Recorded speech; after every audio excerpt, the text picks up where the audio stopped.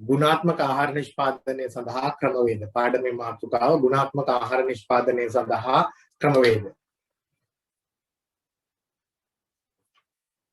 ගුණාත්මක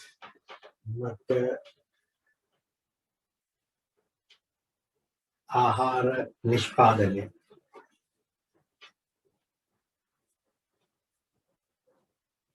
සඳහා ක්‍රමවේද.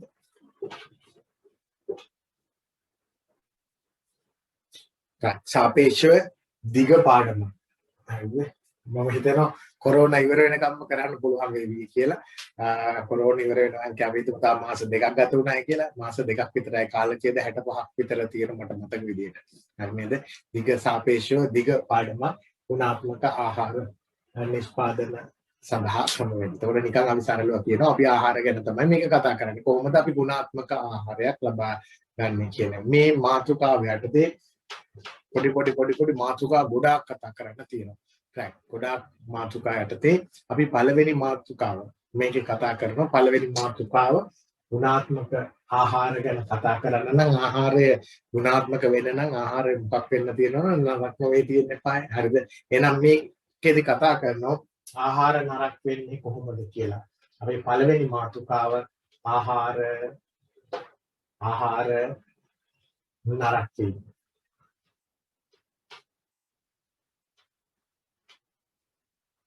පළවෙනි මාතෘකාව ලියන්න ප්‍රධාන මාතෘකාව. හොඳේ. පළවෙනි මාතෘකාව ආහාර නරක වීම. ටියුට් එකක් දැම්මේ නැහැ. ටියුට් තියෙන මේ ඕනේ එකට ටියුට් එකක් දැම්මේ නැහැ. වැඩක් නැහැ ටියුට් එකක්. හරිද? මේ දවස්වල ළමයින්ට print කරගන්න සිදියන්නේ නැහැ. එතකොට නෝට් එක පොතක් කරන් ලියන්න, කඩදාසියක් කරන් ලියන්න. right. ඔය ටියුට් කියන්නේ මං කියවලා තියෙන මේ ටියුෂන් කාර්යෝගේ මාෆියා ඒවා. ඕවා නැතුව ඉස්සර අපි කාලේ ටියුට් තිබුණේ නැහැ. මොකුත් තිබුණේ නැහැ. මිනිස්සු ඉගෙන ගත්තේ නැහැ. ඉගෙන ගත්ත ඉස්කෝල වල ටියුට් දෙනවද නැහැ. මිනිස්සු ඉගෙන ගන්නේ නැද්ද ඉගෙන ගන්න. එහෙම ප්‍රශ්නයක් නැහැ. හරි. ආහාර නරක වීම. හරිද? ආහාර නරක වීම.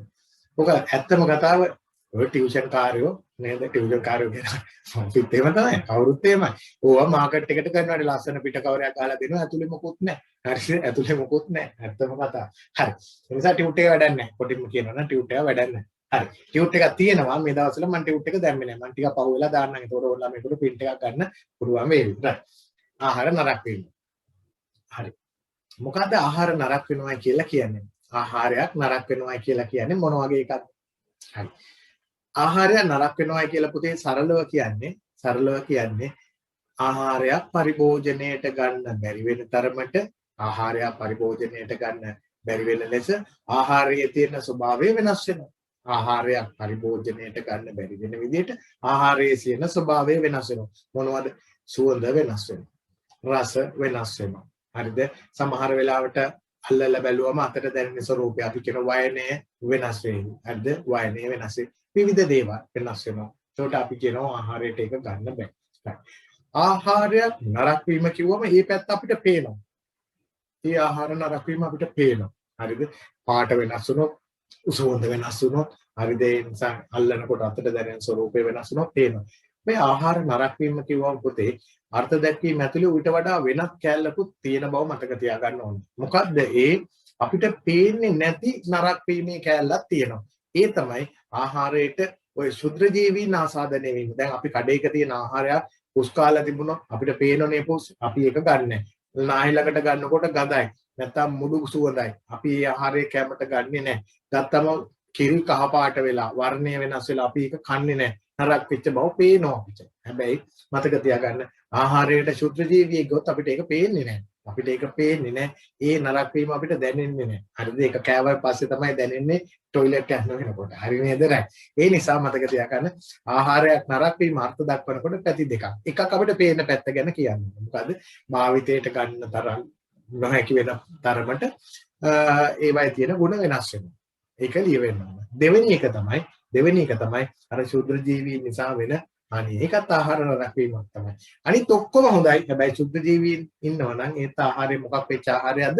නරක වෙච්ච ආහාරයක් තමයි අපිට සලකන්න වෙන්නේ. right. අපි අර්ථ දැක්වීම ලියමු. ආහාර නරක වීම කියන එක අනිවාර්යෙන් ඔබට විභාගෙදී නිතරම මේ අර්ථ දැක්වීම ලියන්න වෙන අර්ථ දැක්වීමක්. ආහාර නරක වීම කියන්නේ මොකද්ද කියන එක මෙහෙම ලියමු.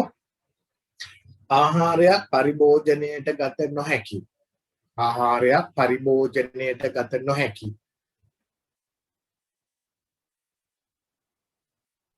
ආකාරයට. ආහාරයක් පරිභෝජනයට ගත නොහැකි ආකාරයට.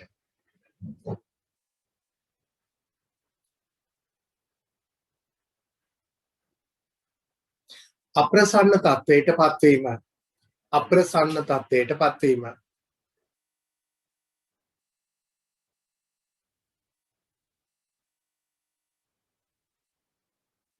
අප්‍රසන්න තත්වයට පත්වීම. හෝ සුරක්ෂිත බව නැති වී යාම නිසා. එතෙන්ට තමයි ඔය ශුද්ධජීවී කතාව එන්නේ. ශුද්ධජීවීන් විතරක් නෙමෙයි. සමහර වෙලාවට විෂ ද්‍රව්‍යයක් එකතු වෙන්නත් පුළුවන්. විෂ ද්‍රව්‍යයක් එකතු වුණොත් අපි දන්නේ නැහැනේ. අපි හිතමු ඇෆලටොක්සින් තියෙනවා. ඇෆලටොක්සින් අපි දැන් නිතර කතා කරපු මාතෘකාවක් ඉඳලා ඇෆලටොක්සින් තියෙනවා. අපිට පේනවද ඇෆලටොක්සින් නැහැ. නරක වෙලා වුණාට ආහාරය හොඳ නැහැ කන්න. right. සුරක්ෂිත බව නැති වී යාම නිසා සෞඛ්‍යයට හානිකර විය හැකි. සෞඛ්‍යයට හානිකර විය හැකි.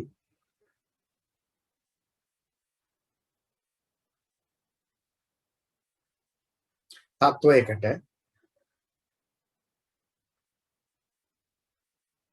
ආහාරයක් පත්වීම. ආහාර නරක වීම ලෙස හැඳින්වේ. ගන්න හරියට ලියුණාද කියලා ආහාරයක් පරිභෝජනයට ගත නොහැකි ආකාරයට අප්‍රසන්න තත්ත්වයට පත්වීම හෝ සුරක්ෂිත බව නැති වී යාම නිසා සුරක්ෂිත බව නැති වී යාම නිසා සෞඛ්‍යයට හානිකර විය හැකි තත්ත්වයකට ආහාරයක් පත්වීම. ආහාර නරක වීම ලෙස හැඳින්වේ.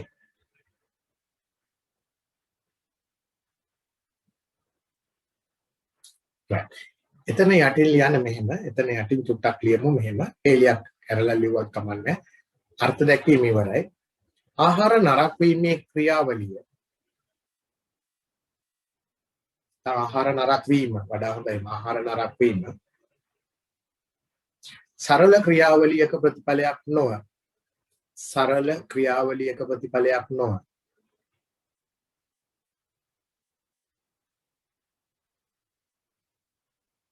ඒ සංකීර්ණ ක්‍රියාවලියක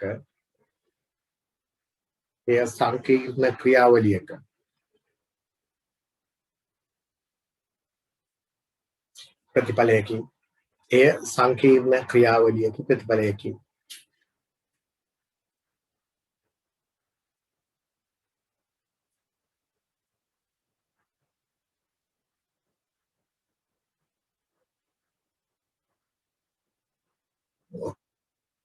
උපමාතුකාවල් ලියන්න. ඒ යටතේ උපමාතුකාවල් ලියන්න. නරක වූ ආහාරවල ලක්ෂණ. නරක වූ ආහාරවල ලක්ෂණ.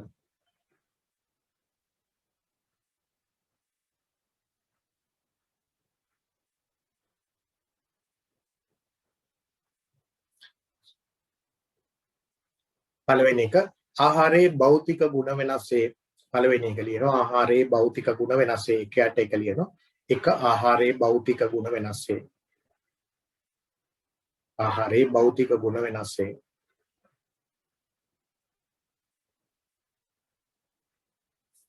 ඒ යටතේ පළවෙනි එක භෞතික ගුණ මොනවද වෙනස් වෙන්නේ? පළවෙනි එක වර්ණය වෙනස් වේ.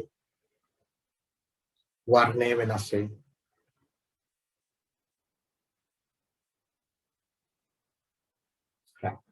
වර්ණය වෙනස් වෙනවා. මේ අහනකො පුතේ උදාහරණයක් කියමු. අපි වර්ණය වෙනස් වෙනවට ආහාරයේ වර්ණය වෙනස් වෙනවා. දැන් ඔබට විභාගයට ලියන්න කිව්වත් ඕක රචනා ප්‍රශ්නයක් ඇහුවත් උඩ වර්ණය වෙනස් වෙනවා කියන්නේ ආහාරයේ තියෙන ඕන ස්වභාවික වර්ණයට වඩා වෙනස් පාටක් ආහාරය හැරෙනවා. හරි දෙයකටනේ වර්ණය වෙනස් වෙනවා. මෙලිව උදාහරණයක් කිව්වා. මොනවද උදාහරණ? පාට වෙනස් වෙනවා. මෙන්න උදාහරණ. කිරි කහ පාට වෙනවා. කිරි මුදෝපු කිරි විශේෂයෙන් මුදෝපු කිරි මොනව වෙනවද? පරණ වෙනකොට කහ පාට වෙනවා. ඒකට වර්ණය වෙනස් වුණා. ඊළඟට මස් වල විශේෂයෙන් කුකුල් මස් වල කොළ පාට ලප ඇති වෙනවා. කුකුල් මස් වල කොළ පාට ලප ඇති වෙනවා. එතකොට මොකද්ද? වර්ණය වෙනස් වෙනවා. වර්ණය වෙනස් වෙනවා. මාළු අව පැහැති වෙනවා වර්ණය වෙනස් වෙනවා මාළුන්ගේ තියෙන දිස්නේ ගහන ස්වරූපය අව පැහැයට හැරෙනවා වර්ණය වෙනස් වෙනවා කැමති එකක් එතකොට ඔබට ලියන්න පුළුවන් වර්ණය වෙනස් වීමට මෙහෙම ලියමු වර්ණය වෙනස් වීම යටතේ ඉරක් ගහලා ඉස්සරහින් ලියන්න ආහාරයේ ස්වභාවිකව තිබිය යුතු වර්ණය ආහාරයේ ස්වභාවිකව තිබිය යුතු වර්ණය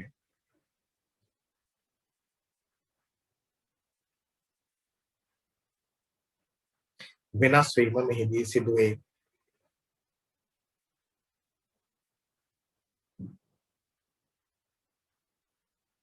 උදාහරණ කිරි කහ පාට වීම උදාහරණ කිරි කහ පාට වීම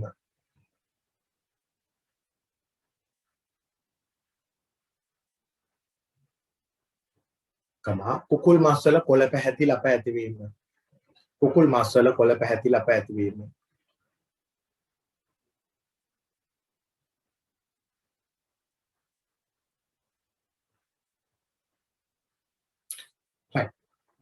දෙවෙනි එක දෙක වර්ණය වෙනස් වීම යටි දෙවෙනි එක ගන්ධය වෙනස් වීම ගන්ධය වෙනස් වීම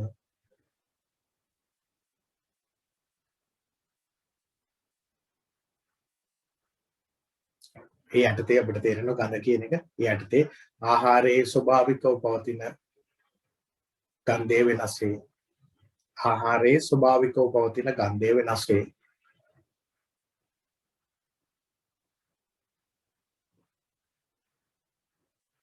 ගන්ධය වෙනස් වේ උදාහරණ තෙල් ආහාර මුඩු වීම තෙල් ආහාර මුඩු ගන්ධයක් ඇතිවීම මුඩු ගන්ධයක් ඇතිවීම තෙල් ආහාර මුඩු ගන්ධයක් ඇතිවීම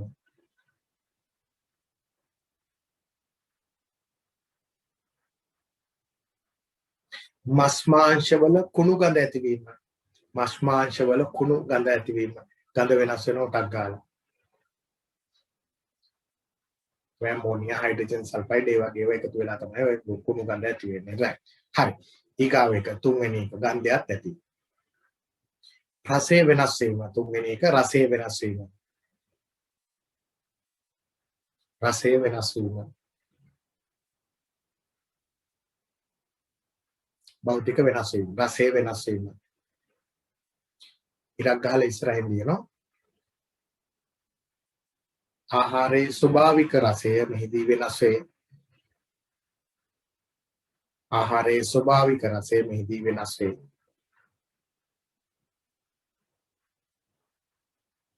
එහෙම ලියව උදාහරණයක් ලියන්න ස්වභාවික රසය වෙනස් වෙනවා හරිද මට කියන්න ආහාර නරක වෙනකොට ස්වභාවික රසය වෙනස් වෙන එක මට දැන් ඔබ ලියලා කිව්වේ නැතුණාට කමන්නේ ඔළුවෙන් ඔළුවට අග්ගාලා මතක් වෙන්න එපා උදාහරණ රස වෙනස් වෙන තැන් තියෙනවද ආහාර නරක වෙනකොට ඔබට මතක් වෙන්න ඕන කිරි ඇඹුල් රහ වෙනවා කිරි ඇඹුල් රස වෙනවා right එතකොට කිරි නරක වෙනකොට ඇඹුල් රහ වෙනවා ඔව් වෙනස් වෙනවා මුඩු රහ ඇති වෙනවා නේද මුඩු සුවඳ වගේම මුඩු රහ ඇති වෙනවා හරිද තෙල් ආහාර මුඩු රහ ඇති වෙනවා ඒ වගේ දේවල් අපිට කියන්න පුළුවන් උදාහරණ කිරි ආහාර ඇඹුල් වීම කිරි ආහාර ඇඹුල් වීම නැත්නම් කිරි ඇඹුල් වීම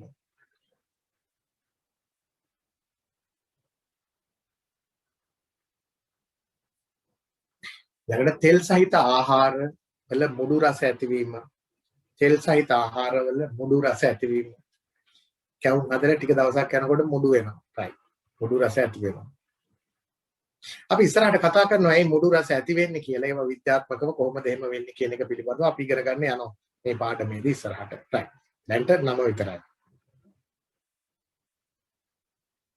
ඊළඟ එක හතරවෙනි එක ආහාරවල ආකර්ෂණීය බව නැතිවීම ආහාරවල ආකර්ෂණීය බව නැතිවීම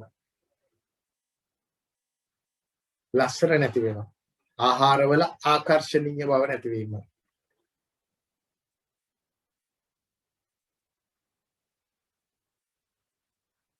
right එතන ලියනවා එයාට තීරක් ගහලා ලියනවා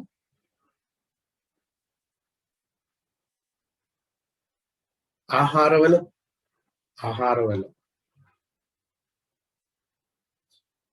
ජලය වාෂ්පීකරණය වීමෙන් ආහාරවල ජලය වාෂ්පීකරණය වීමෙන් හෝ උත්සේදනය වීමෙන්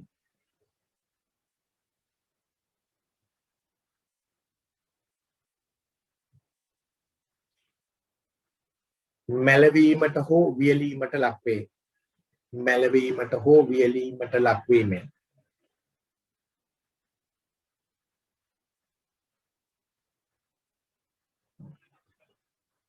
ආකර්ෂණීය බව නැති වී යයි. ආකර්ෂණීය බව නැති වී යයි.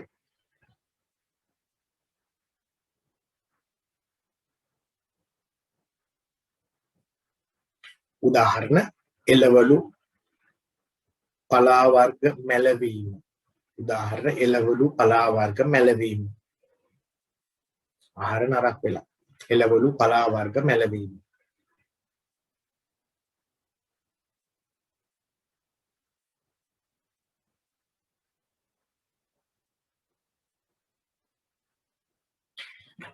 ඊළඟ එක දැන් භෞතික ගුණමයි තාම කතා කරන්නේ. ආහාරවල වයනය වෙනස් වීම. වයනය වෙනස් වීම. වයනය කියන්නේ අල්ලල බැලුවම අතට දැනෙන ස්වરૂපය වෙනස් වෙනවා.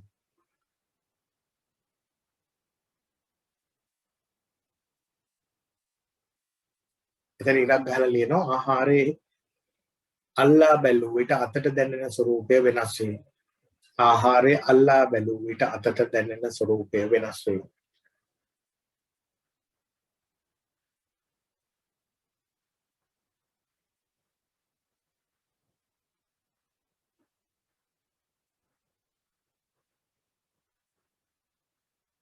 ඒ යටතේ උදාහරණයක් ලියමු. උදාහරණ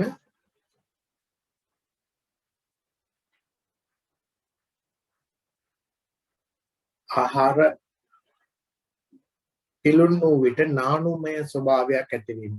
අපි දන්නවා ආහාරයක් ඔය උදේ බැදපු ආහාරයක් 3-4 වෙනකන් තිබුණම කන්න ගියාම මෙහෙම නිකන් ඇද්දෙනවා වගේ. පීසා හට් වගේ වෙනවා නේද? ඒ වගේ හොඳ නැහැ. හරිද? ආහාර නානුමය ස්වභාවයකටපත් වීම. කමා ඇලෙන සුළු ස්වභාවයකටපත් වීම. අතර දැනෙන ස්වરૂපය වෙනස් වෙනවා. ඇලෙන සුළු ස්වභාවයකටපත් වීම. මෘදු වීම. හයියකේ හයිය ගතිය නැති වෙනවා. මෘදු වීම. ඔබට මතකයි අපි කතා කරනකොට මාළු කූරුවෙකුට මාළු ගැන කතා කරපු වෙලාවේ මාළු කූරුවෙක් මෙහෙම අතින් තද කරාම වල වගේ හිටිනවා නම් ඒ මාළුව නරක් වෙලා. ඇයි මෘදු බවටපත් වෙලා. එහෙම නැත්නම් ආපහු සැරයක් අපි මෙහෙම තද කරාම අත තියලා වල වගේ හිටින්නේ නැහනේ. වල වගේ හිටින්නේ නැහැ. right.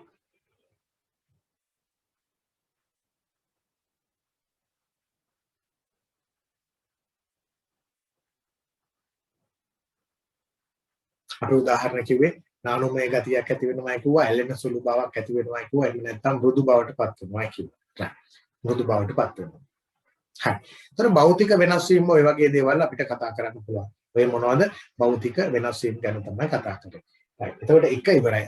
පළවෙනි එක අපි ලියලා ඉවරයි. ඒක විස්තර කරා කරුණු ගොඩක් භෞතික ක්‍රම.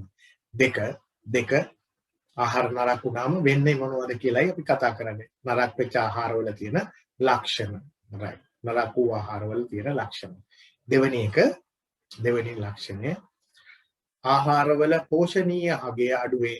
ආහාරවල පෝෂණීය අගය අඩුවේ. නරක වෙනකොට පෝෂණීය අගය අඩු වෙනවා.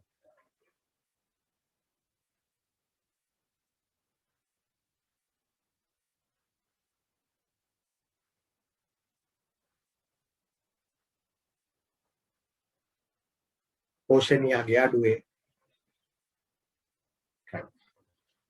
එතකොට නරක වෙනකොට ආහාරයක අනිවාර්යෙන්ම රසායනික ප්‍රතික්‍රියා සිද්ධ වෙනවා. රසායනික ප්‍රතික්‍රියා සිද්ධ වෙනකොට ආහාරයේ තියෙන පෝෂණ ගුණය අඩු වෙනවා. ඔකට හොඳ උදාහරණයක් තමයි පුතේ හැම දැන් කිරිවල ලැක්ටෝස් තමයි ප්‍රධාන කාබෝහයිඩ්‍රේට් එක කිරිවල තියෙන. ලැක්ටෝස් නරක වෙනකොට ඇඹුල් රහ වෙන්නේ මොනව වෙලාද? ලැක්ටික් අම්ලය බවට පරිවර්තනය වෙලා. ඒකට කිරි නරක වෙනකොට ලැක්ටෝස් පරිවර්තනය වෙනවා ලැක්ටික් අම්ලය. ලැක්ටෝස් කාබෝහයිඩ්‍රේට් එකක්. ලැක්ටික් අම්ලය ඉතින් අම්ලයක්නේ. එතකොට ඒකේ පෝෂණීය අගය නැහැ. ඒතකොට නරක වෙනකොට පෝෂණීය අගය මොකද වෙන්නේ? අඩු වෙනවා. රයිට්. එහෙම උදාහරණයක් අපිට කියලා පෙන්නන්න ඕනේ. මෙහෙම ලියමු. ආහාර නරක වීමේදී සිදුවන රසායනික ප්‍රතික්‍රියා හේතුවෙන්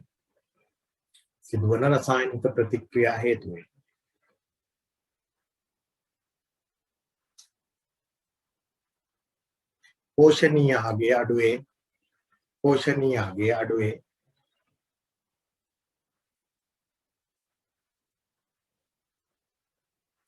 උදාහරණ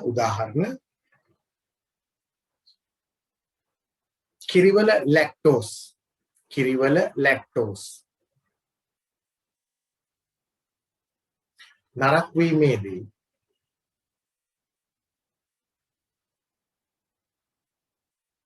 ලැක්ටික් අම්ලයේ බවට පරිවර්තනය වේ. ලැක්ටෝස් නරක් වීමේදී ලැක්ටික් අම්ලයේ බවට පත් වේ.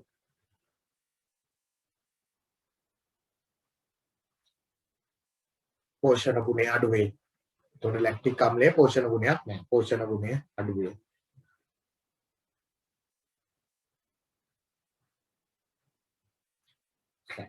දෙකයි. තුන්වෙනි කාරණය. නරක වීමේදී ඇතිවන ලක්ෂණ. තුන්වෙනි එක.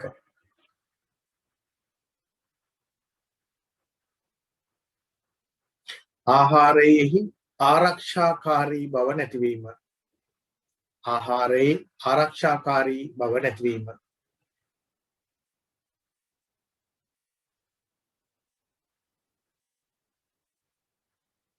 ආරක්ෂාකාරී බව නැතිවීම. සරලයිනේ. ඒක ශුද්‍ර ජීවීන්ගෙන් වෙන්නත් පුළුවන්. එහෙම නැත්නම් වෙනත් රසායනික සංයෝගයක් මේකට එකතු වීම නිසා වෙන්නත් පුළුවන්. ඒ යටතේ මෙහෙම ලියමු. ආහාරයට ශුද්‍ර ජීවීන්. ආහාරයට ශුද්‍ර ජීවීන්.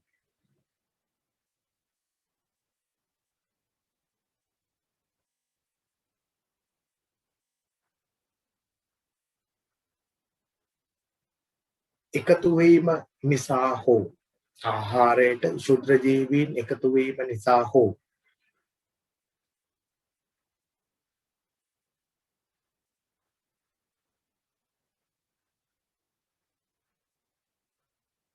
ශුද්‍ර ජීවීන් විසින් ශ්‍රාවය කරන ශුද්‍ර ජීවීන් විසින් ශ්‍රාවය කරන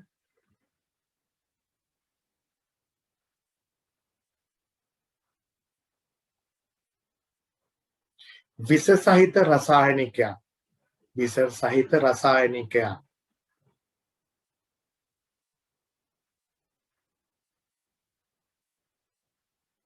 එකතු වීම නිසා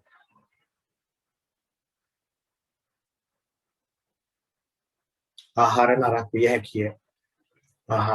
විය හැකිය.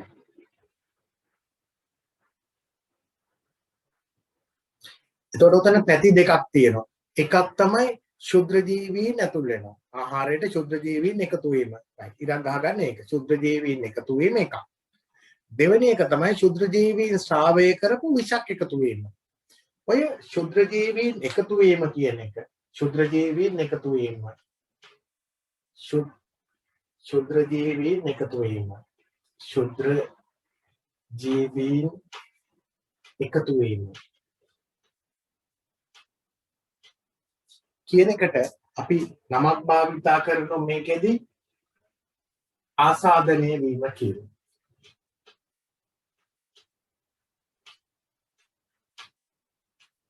එතකොට ඒකේ යටතේ අපි කතා කර ඉන්නේ පළවෙනි තරුව විදියට දාලා තියෙනවා ශුද්‍ර ජීවීන් එකතු වීම. දැන් ශුද්‍ර ජීවීන් ගැන තමයි කතා කර ඉන්නේ. හරි නේද? ආහාරයේ සෞඛ්‍ය ආරක්ෂිත බව අඩු වෙන එක ගැන කතා කරන්නේ. ලියන්න ශුද්‍ර ජීවීන් එකතු වීම ඇලයිරක් ආසාදනය වීම. ශුද්‍ර ජීවීන් එකතු වෙනවා එහෙම නැත්නම් ආසාදනය වෙනවා. මේක දරුවනේ මේ බලන්න.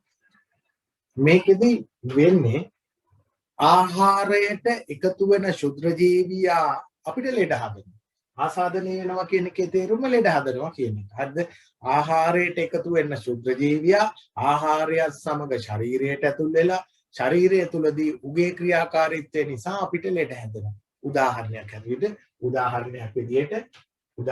විදියට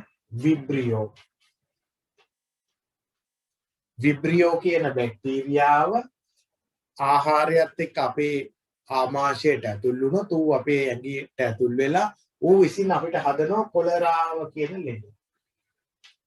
කොලරාව විබ්‍රියෝ කවුද හදන්නේ? කොලරාව හදනවා. ඊළඟට අපේ ශරීරයට ඇතුල් වුණොත් සැල්මොනෙල්ලා මෙයා බැක්ටීරියාවෙන්. මෙයා ඇතුළු වුණොත් ආහාරයත් එක්ක අපිට හදන ටයිෆොයිඩ් උන. ටයිෆොයිඩ්.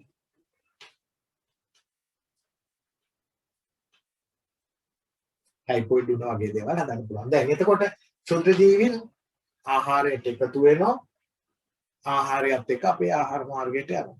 එතකොට උන් අපේ ඇඟ ඇතුළට ගිහිල්ලා උන් ඉතින් අපිට මොකද කරන්නේ? ලෙඩ හදනවා. උදාහරණ දෙක මතක තියාගන්න. right. මෙහෙම ලියමු අපි ඒක යටතේ මෙහිදී මේ යටතේ ලියන මෙහිදී ක්ෂුද්‍ර ජීවීන් ආහාරයේ සමග ක්ෂුද්‍ර ජීවීන් ආහාරයේ සමග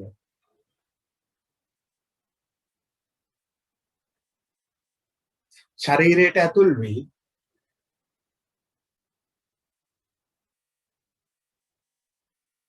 ලෙඩ රෝග ඇති කිරීම සිදු කරයි. ලෙඩ රෝග ඇති කිරීම සිදු කරයි. ලෙඩ රෝග ඇති කිරීම සිදු කරයි.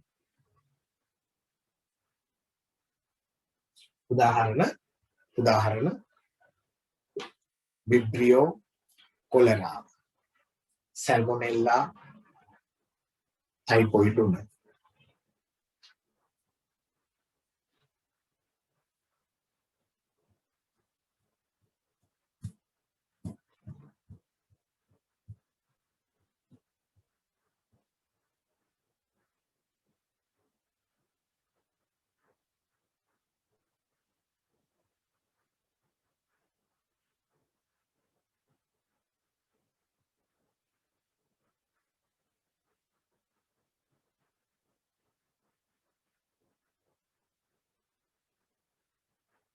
හරි. මෙන්න දෙවෙනි අවස්ථාව. හරිද? මේ ක්ෂුද්‍ර ජීවීන් නිසා වෙන්න පුළුවන් දෙවෙනි අවස්ථාව. දෙවෙනි අවස්ථාව තමයි මෑත කාලේ නිතරම කතා වෙච්ච එක. ක්ෂුද්‍ර ජීවීන් විසින්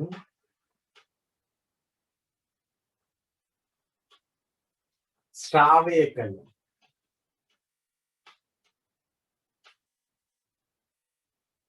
විෂක් ආහාරයට එකතු වෙනවා.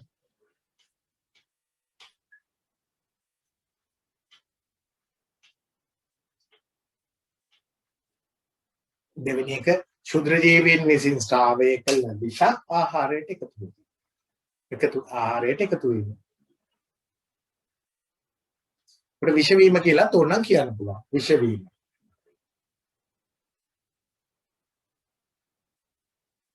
ක්ෂුද්‍ර ජීවීන් විසින් ශ්‍රාවය කළ විෂ ආහාරයට එකතු වෙනවා. මේකටත් උදාහරණ අපිට කියන්න පුළුවන්. මේකටත් උදාහරණ ඇස්පර්ජිලස් කියන දිලීරය ඇස්පර්ජිලස්.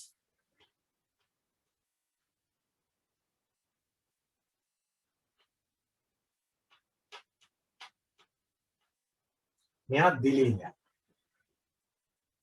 මේ ඇස්පර්ජිලස් කියන දිලීරය ශ්‍රාවය කරන ඇෆලොටොක්සින්.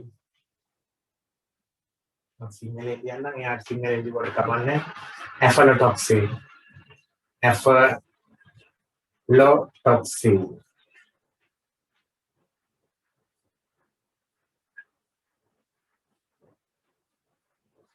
කියන විෂය. මේ විෂයේ නම තමයි ඇෆලොටොක්සින්. මේක තමයි ඔය පොල් තෙල් කේස් එකේදී මෑත කාලේදී කතා කරපු එක. එතකොට පොල් තෙල් වල කතා කරේ නිකන් මිනිස්සු විස දැම්මා වගේ විදිහටනේ කතා වුනේ මාධ්‍යවල අරදී මේ. මතක තියාගන්න ඇෆලොටොක්සින් ශ්‍රාවය කරන්නේ කවුරු විසින්ද? ඇස්පර්ජිලස් විසින් තමයි ශ්‍රාවය කරන්නේ. ඇස්පර්ජිලස් මෙන්න මේ ආහාරවල ඉන්න පුළුවන්. හරිද? මේ ආහාරවල ඉන්න පුළුවන්. පොල් තෙල් වල විතරක් නෙමෙයි. ධාන්‍ය වල ඉන්න පුළුවන්. ධාන්‍ය වල ඊළඟට තෙල් තියෙන බීජවල සෝයා බෝංචි රටකජු ඒ වගේ තෙල් සහිත බීජවල ඇෆලොටොක්සින් බහුල වශයෙන් ඉන්න පුළුවන්. හරි නේද? එතකොට පොල් වල ඉන්නත් හේතුව ඒකයි. පොල් වල තෙල් ගතිය තියෙනනේ. ඒ නිසා ඉන්න පුළුවන්. ඊළඟට ඔය පොල් වල විතරක් නෙමෙයි. ඊළඟට මිරිස් ඔබ සමහර වෙලාවට ඔය මිරිස් කඩේ වියලි මිරිස් වල විශේෂයෙන්ම වියලි මිරිස් කඩෙන් ගෙනාවොත් වියලි මිරිස් කඩෙන් ගෙනල්ලා ඉක්මනට ඒවා හදලා කොටලා හදලා ගත්තේ නැත්නම් ටික දවසක් මල්ලේ දාලා එහෙමම තියලා ගත්තම මේකේ මෙහෙම හෙල්ලුවම නිකන් දුමක් වගේ යනවා අපිට පේන්නේ. නිකන් මතු පිට තියෙනවා නිකන් කොළ පාටට හුරු අලු පාටක්. කොළ පාටට හුරු අලු පාට පුස් එකක් හැදෙනවා පේනවා. ඕකේ. මේව කැඩුවොත් කරලක් එකපාරට ටක් ගාලා ඇතුලෙන් දුමක් වගේ පිට වෙනවා පේනවා. රයිට් ඒ ඉන්නේ කාගේද ඔය ඇෆ්ලටොක්සින් ස්‍රාවය කරන ඇස්පර්ජිලස් බීජාණු තමයි පේන්නේ ඇස්පර්ජිලස් දිලීරය තමයි පේන්නේ ඇස්පර්ජිලස් දිලීරය අපිට කැවුනට ලියලා මැල්ලුම් අදලා කෑවත් මුකුත් වෙන්නේ නැහැ දිලීරය මුකුත් වෙන්නේ නැහැ අපිට මෙයා හරි අහිංසකයි හැබැයි මෙයා විසින් ශ්‍රාවය කරනවා මෙන්න මේ ඇෆ්ලටොක්සින් කියන විස මේවා කිසි දෙයක් ශ්‍රාවය කරන්නේ නැහැ මේ කට්ටිය කිසි දෙයක් ශ්‍රාවය කරන්නේ නැහැ එයා අපේ ඇඟ ඇතුළට ගියොත් එයා අපේ ඇඟට ඇතුල් වෙලා ලෙඩ හදනවා මෙයා ඇඟ ඇතුළට ගියාට කිසි දෙයක් වෙන්නේ නැහැ ඇඟ ඇතුළට ගියාට වැඩක් වෙන්නේ නැහැ හැබැයි මෙයා ශ්‍රාවය කරපු මෙන්න මේ විස ආහාරයේ තිබුණොත් ඒක දිගු කාලීනව පිළිකාකාරකයක් බවට පත් වෙනවා. එක සැරයක් පොඩ්ඩක් ගියයි කියලා මොකුත් වෙන්නේ නැහැ. දිගු කාලීනව විස බවට පත් වෙන්න පුළුවන්. හරිද? දිගු කාලීනව විස බවට පත් වෙන්න පුළුවන්. right. මතක තියාගන්න.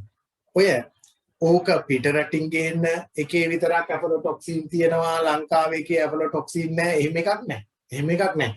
ඕනෑම නිෂ්පාදන ක්‍රියාවලියකදී විශේෂයෙන් තෙල් සහිත ඒවා දැන් එතකොට පොල් කියන්නේ තෙල් තියෙන එකක් නේ. එතකොට තෙල් සහිත ඒවා හරියට වේලුවේ නැත්තම් ඉක්මනින් වේලුවේ නැත්තම් තෙතමන ප්‍රතිශතය අඩු වුණේ නැත්තම් වැඩි තෙතමන ප්‍රතිශතයට මෙයාට අක්කලා වර්ධනය වෙනවා. දැන් උදාහරණයකට ඔය පොල් තෙල් හිඳිනවා නම් කොප්පරා වලින්නේ වැඩිපුරම පොල් තෙල් හිඳින්නේ කොප්පරා වල ඔබ දැකලා තියෙනනේ පුස්කාලා තියෙන කොප්පරා අනිවාර්යෙන් පුස්කාපු කොප්පරා වලින් නම් පොල් තෙල් හිඳින්නේ. ඒකේ මේක තියෙනවාමයි. ආයි නවත්තන්න බෑ කොහොමද.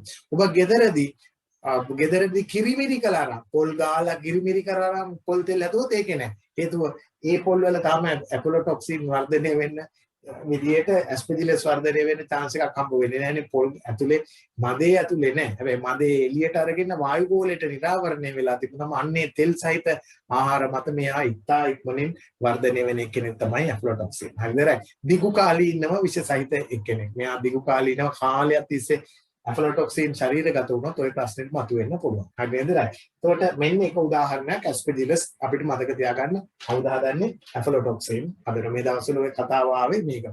හරිද? මේවයි ඇස්පර්ජිලස් ආහාරයක තියෙන්න පුළුවන් බොහෝ ආහාරවල තියෙන ඕක පොඩ්ඩක් හරි. බොහෝ ආහාරවල පරීක්ෂා කරොත් පොඩ්ඩක් හරි තියෙනවා.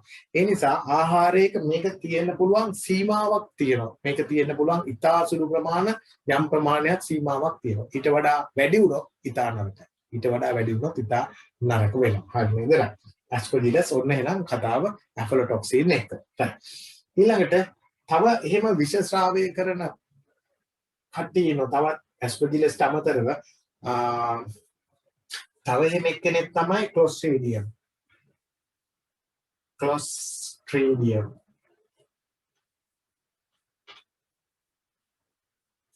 ක්ලොස්ට්‍රීඩියම්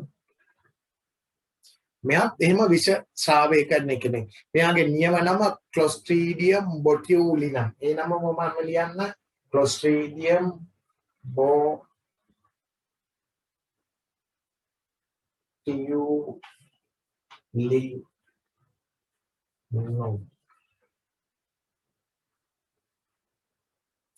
Clostridium botulinum. හරිද? මෙයාත් එහෙම විෂ ශ්‍රාවය කරන කෙනෙක්. මෙයා ශ්‍රාවය කරන ස්නායු විෂ. මොකද ශ්‍රාවය කරන නියුරෝටොක්සින් කියන එක. මෙයා ඇෆලොටොක්සින්, මෙයා නියුරෝටොක්සින් ශ්‍රාවය කරන කෙනෙක්. මෙයා බොහෝ වෙලාවට ඉන්නේ ඔය මස් මාළු ආශ්‍රිතව නිෂ්පාදනය කරන ආහාර මත නරක වෙනකොට ඉන්න පුළුවන්. මස් මාළු ආශ්‍රිතව නිෂ්පාදනය කරන ආහාර නරක වෙනකොට මෙයා වර්ධනය වෙන්න පුළුවන්. උදාහරණයකට සොසේජස් වල මීට් බෝල්ස් වල නරක වෙනකොට මේ ක්ලොස්ට්‍රීඩියම් වර්ධනය වීම ඉඩකඩ තියෙනවා. විතර නෙවෙයි මස් මාළු වලත් තියෙන්න පුළුවන්. නරක වුණොත් මස් මාළු ඒ නරක වෙච්ච මස් මාළු වල ක්ලොස්ට්‍රීඩියම් වර්ධනය වෙන්න පුළුවන්. ඒ ආහාරය යා ශරීරගත වුණොත් යම් සීමාවකට වඩා වැඩි ප්‍රමාණයක් ඇති වෙනවා. ස්නායු පද්ධතිය ආශ්‍රිත රෝග. ඔබ සමහර වෙලාවට ඔය නිවුස් එකම බලනකොට හිටි ගමන් කියනවා ආහාර විෂ වීමකින් අහවල් ගාම්මන්ට් ෆැක්ටරියේ ළමයි 400ක් විස්පිරිතාල ගත කරා දෙන්නෙක් මැරුණා. මෙන්න බලන්න. එයා තමයි වැඩේ කරලා තියෙන්නේ. ඔය විශේෂයෙන් ඕකට හේතුව ඔය උදේට දෙන කෑම වල මස් මාළු ඊයේ රෑ ඉතුරු වෙච්ච ඒවා තිබිලා කෑවොත් ඔය ප්‍රශ්නේ මතුවෙන්න ඉඩකඩ තියෙනවා. ක්ලොස්ට්‍රීඩියම් ශරීරගත වුණාට මොකුත් වෙන්නේ නැහැ. මෙයා ශ්‍රාවය කරන විෂ තමයි අපි ඒකට කියනවා නියුරෝටොක්සින් කියලා. එතන ඉස්සරහින් යන විෂ නියුරෝටොක්සින්. හරිද? නියුරෝටොක්සින් ශ්‍රාවය කරනවා.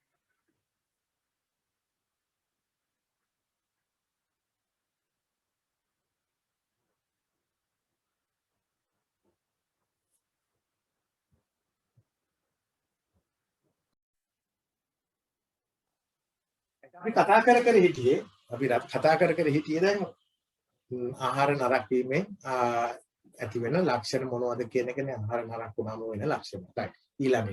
ඊළඟ එක. දැන් විතරයි එතකොට සුද්ධ ජීවීන් ගැන කතා කරා. ආහාර අපි කියවනේ ආහාරයේ අවසාන වශයෙන් ආරක්ෂිත බව නැති වෙලා යනවා. ඊගාව එක ආහාරයේ රසායනික ගුණ වෙනස් වීම. ආහාරයේ රසායනික ගුණ වෙනස් වීම.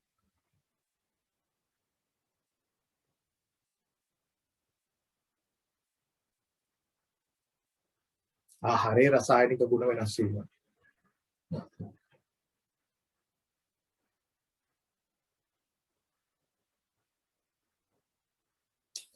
ඊට තේලියනවා ආම්ලිකතාවයේ වෙනස් වීම. ආම්ලිකතාවයේ වෙනස් වීම pH අගේ වගේ ඒවා වෙනස් වෙන්න පුළුවන් නරක වෙනකොට. ආම්ලිකතාවයේ වෙනස් වීම.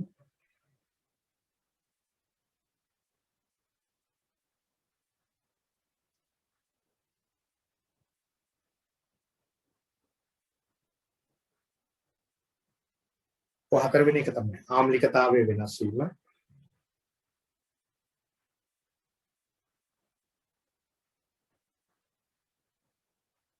දුඹුරු පැහැති වර්ණයන් නැතිවීම. දුඹුරු පැහැති වර්ණයන් නැතිවීම.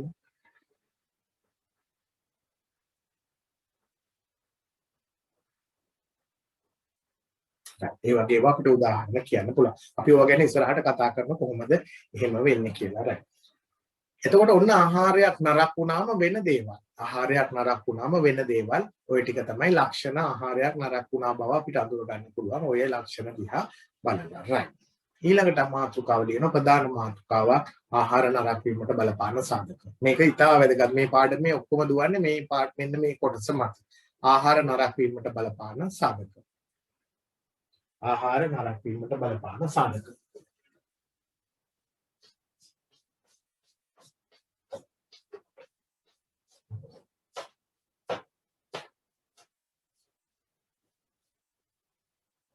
ආහාර නරක වීමට බලපාන සාධක.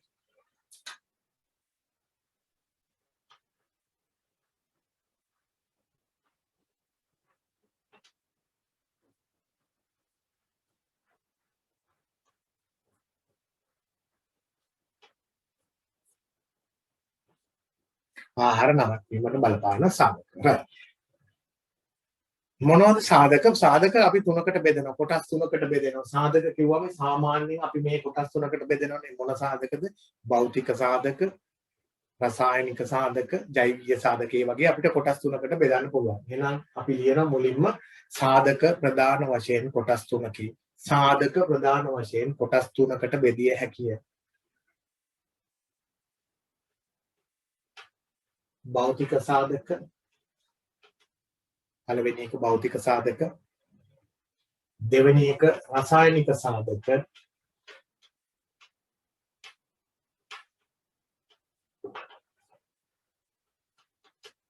තුන්වෙනි එක ජෛවීය සාධක.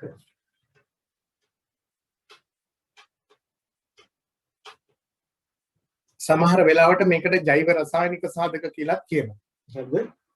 සමහර වෙලාවට මේකට ජෛව රසායනික සාධක කියලා කියනවා. එක එක අවස්ථාවල අපි BST වලදී ඔක ගුරුවත් පොතේ තියෙන ජෛවීය සාධක කියලා. ඒ නිසා ජෛවීය සාධක ගැන තමයි කතා කරන්නේ. මේ තුන ගැන අපි දීර්ඝ වශයෙන් කතා කරන්න තමයි යන්නේ. මේ තුනෙන් අපි පළවෙනි මාතෘකාව කතා කරනවා ආහාර නරක වීමට බලපාන භෞතික සාධක. පළවෙනි මාතෘකාව විදිහට ගන්නවා අපි ආහාර නරක වීමට බලපාන භෞතික සාධක. ආහාර නරක වීමට බලපාන භෞතික සාධක.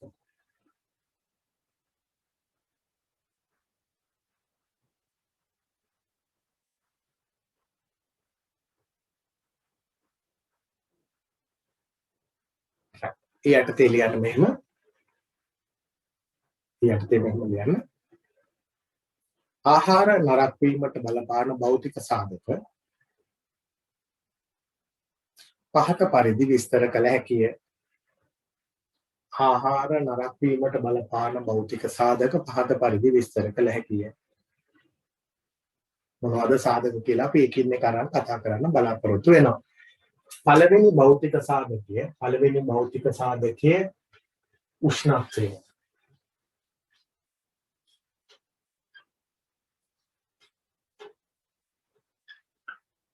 පළවෙනි භෞතික සාධකයේ පුතේ උෂ්ණත්වය.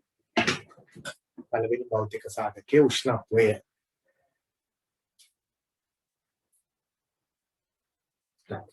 උෂ්ණත්වයේ පැති දෙකක් තියෙනවා. උෂ්ණත්වයේ කිව්ව ගමන්ම ආහාරයේ උෂ්ණත්වයේ පැති දෙකක් තියෙනවා. පළවෙනි එක තමයි උෂ්ණත්වය වැඩි වුණොත් මොකද වෙන්නේ? right. දෙවෙනි එක තමයි උෂ්ණත්වය අඩු වුණොත් මොකද වෙන්නේ? එහෙම අපිට ටක් ගාලා මතක් වෙනවනේ මේ වගේ එකක් ලියනකොට. එතකොට නැත්තම් අපිට එක පැත්තක් මේක විතරක් ලියුවොත් අපිට ඒකේ ලකුණු ටික හම්බ වේවි. හැබැයි මේකේ ලකුණු ටික හම්බ වෙන එකක් නැති වේවි. මේ පොයින්ට් එක අපේ අතින් මිස් වෙනවා. ඒ නිසා උෂ්ණත්වය කියලා කිව්වොත් පැති දෙකක් තියෙනවා. ආහාරයක උෂ්ණත්වය වැඩි වුණොත් මොකද වෙන්නේ? ආහාරයක උෂ්ණත්වය අඩු වුණොත් කොහොමද නරක වෙන්නේ? උෂ්ණත්වය වැඩි වුණොත් මොකද වෙන්නේ? අඩු වුණොත් මොකද වෙන්නේ? දෙපැත්තට අපි කතා කරනවා. උෂ්ණත්වය වැඩි වුණොත් මොකද වෙන්නේ? උෂ්ණත්වය වැඩි වෙනකොට පුතේ ආහාරය තුල සිද්ධ වෙන ස්වභාවික ක්‍රියාවලි වේගවත් වෙනවා. විශේෂයෙන් ශ්වසනය වගේ ක්‍රියාවලින් වේගවත් වෙනවා. ඒකේ ප්‍රතිඵලය ආහාරය තුල ස්වයං වියෝජනයට ලක් වෙනවා. ආහාරය මොකක් වෙනවද? ස්වයං වියෝජනයට ලක් වෙනවා. ආහාරය තුල ශ්වසනය වගේ ක්‍රියාකාරීත්වයන් සිද්ධ වෙලා ආහාරය විසින් ආහාරය ඉබේ වියෝජනයට ලක් කරනවා. අපි ඒකට වචනයක් භාවිතා කරනවා ස්වයං වියෝජනයට ලක් වෙනවා. මොනවා වුණොත්ද? උෂ්ණත්වය වැඩි වුණොත්. ඒකට ස්වයං වියෝජනය නිසා ප්‍රශ්න ගණනාවක් එන්න පුළුවන්. ස්වයං වියෝජනය නිසා උදාහරණයකට ආහාරයේ තියෙන පෝෂණීයගේ අඩු වෙනවා. ආහාරයේ තියෙන අපි හිතමු තෙතමනය යම් කිසි ප්‍රමාණයකට ඉවත් වෙනවා. ආහාරයේ තියෙන විටමින් ප්‍රමාණය අඩු වෙනවා. ආහාරයේ තියෙන ස්වરૂපය වෙනස් වෙනවා. ප්‍රෝටීන් වල ස්වરૂපය වෙනස් වෙලා ප්‍රෝටීනකට කියන ප්‍රෝටීන් අස්වාභාවිකරණය වෙනවා. ප්‍රෝටීන් වල ස්වરૂපය වෙනස් වෙනවා. පෝෂණීයගේ අඩු වෙනවා. ඔක්කොම මොකක්ෙන්දද? මෙන්න මේ ස්වයං වියෝජනය කියන කතාව නිසා.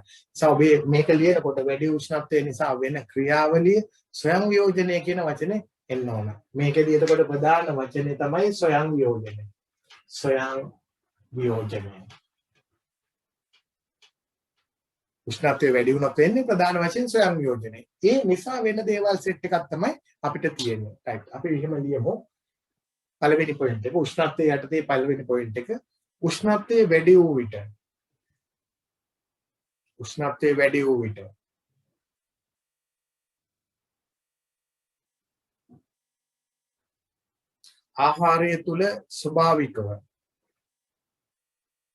ආහාරය තුල ස්වභාවිකව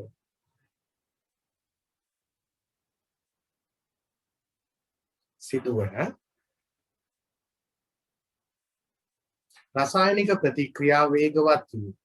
රසායනික ප්‍රතික්‍රියා වේගවත් වී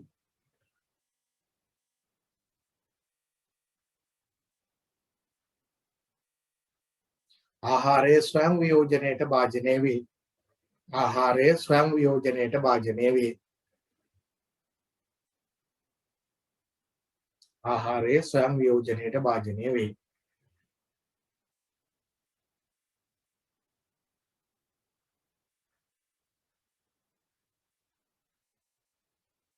එම නිසා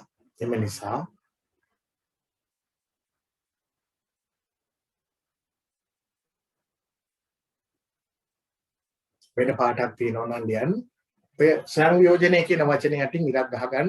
ඒ පාටින්ම එම නිසා ප්‍රෝටීන් වල ස්වභාවය වෙනස්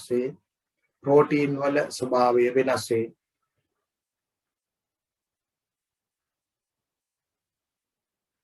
විටමින් විනාශ වේ.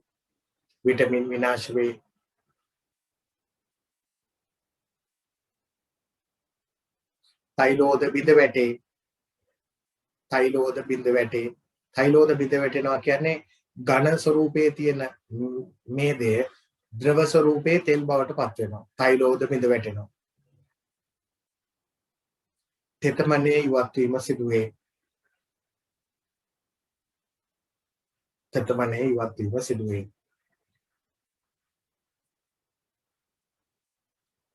සාමාන්‍ය පෑනෙන් ලියනවා. සාමාන්‍යකේ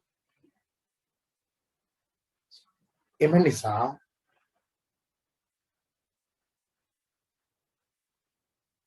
ආහාරයේ පෙනුම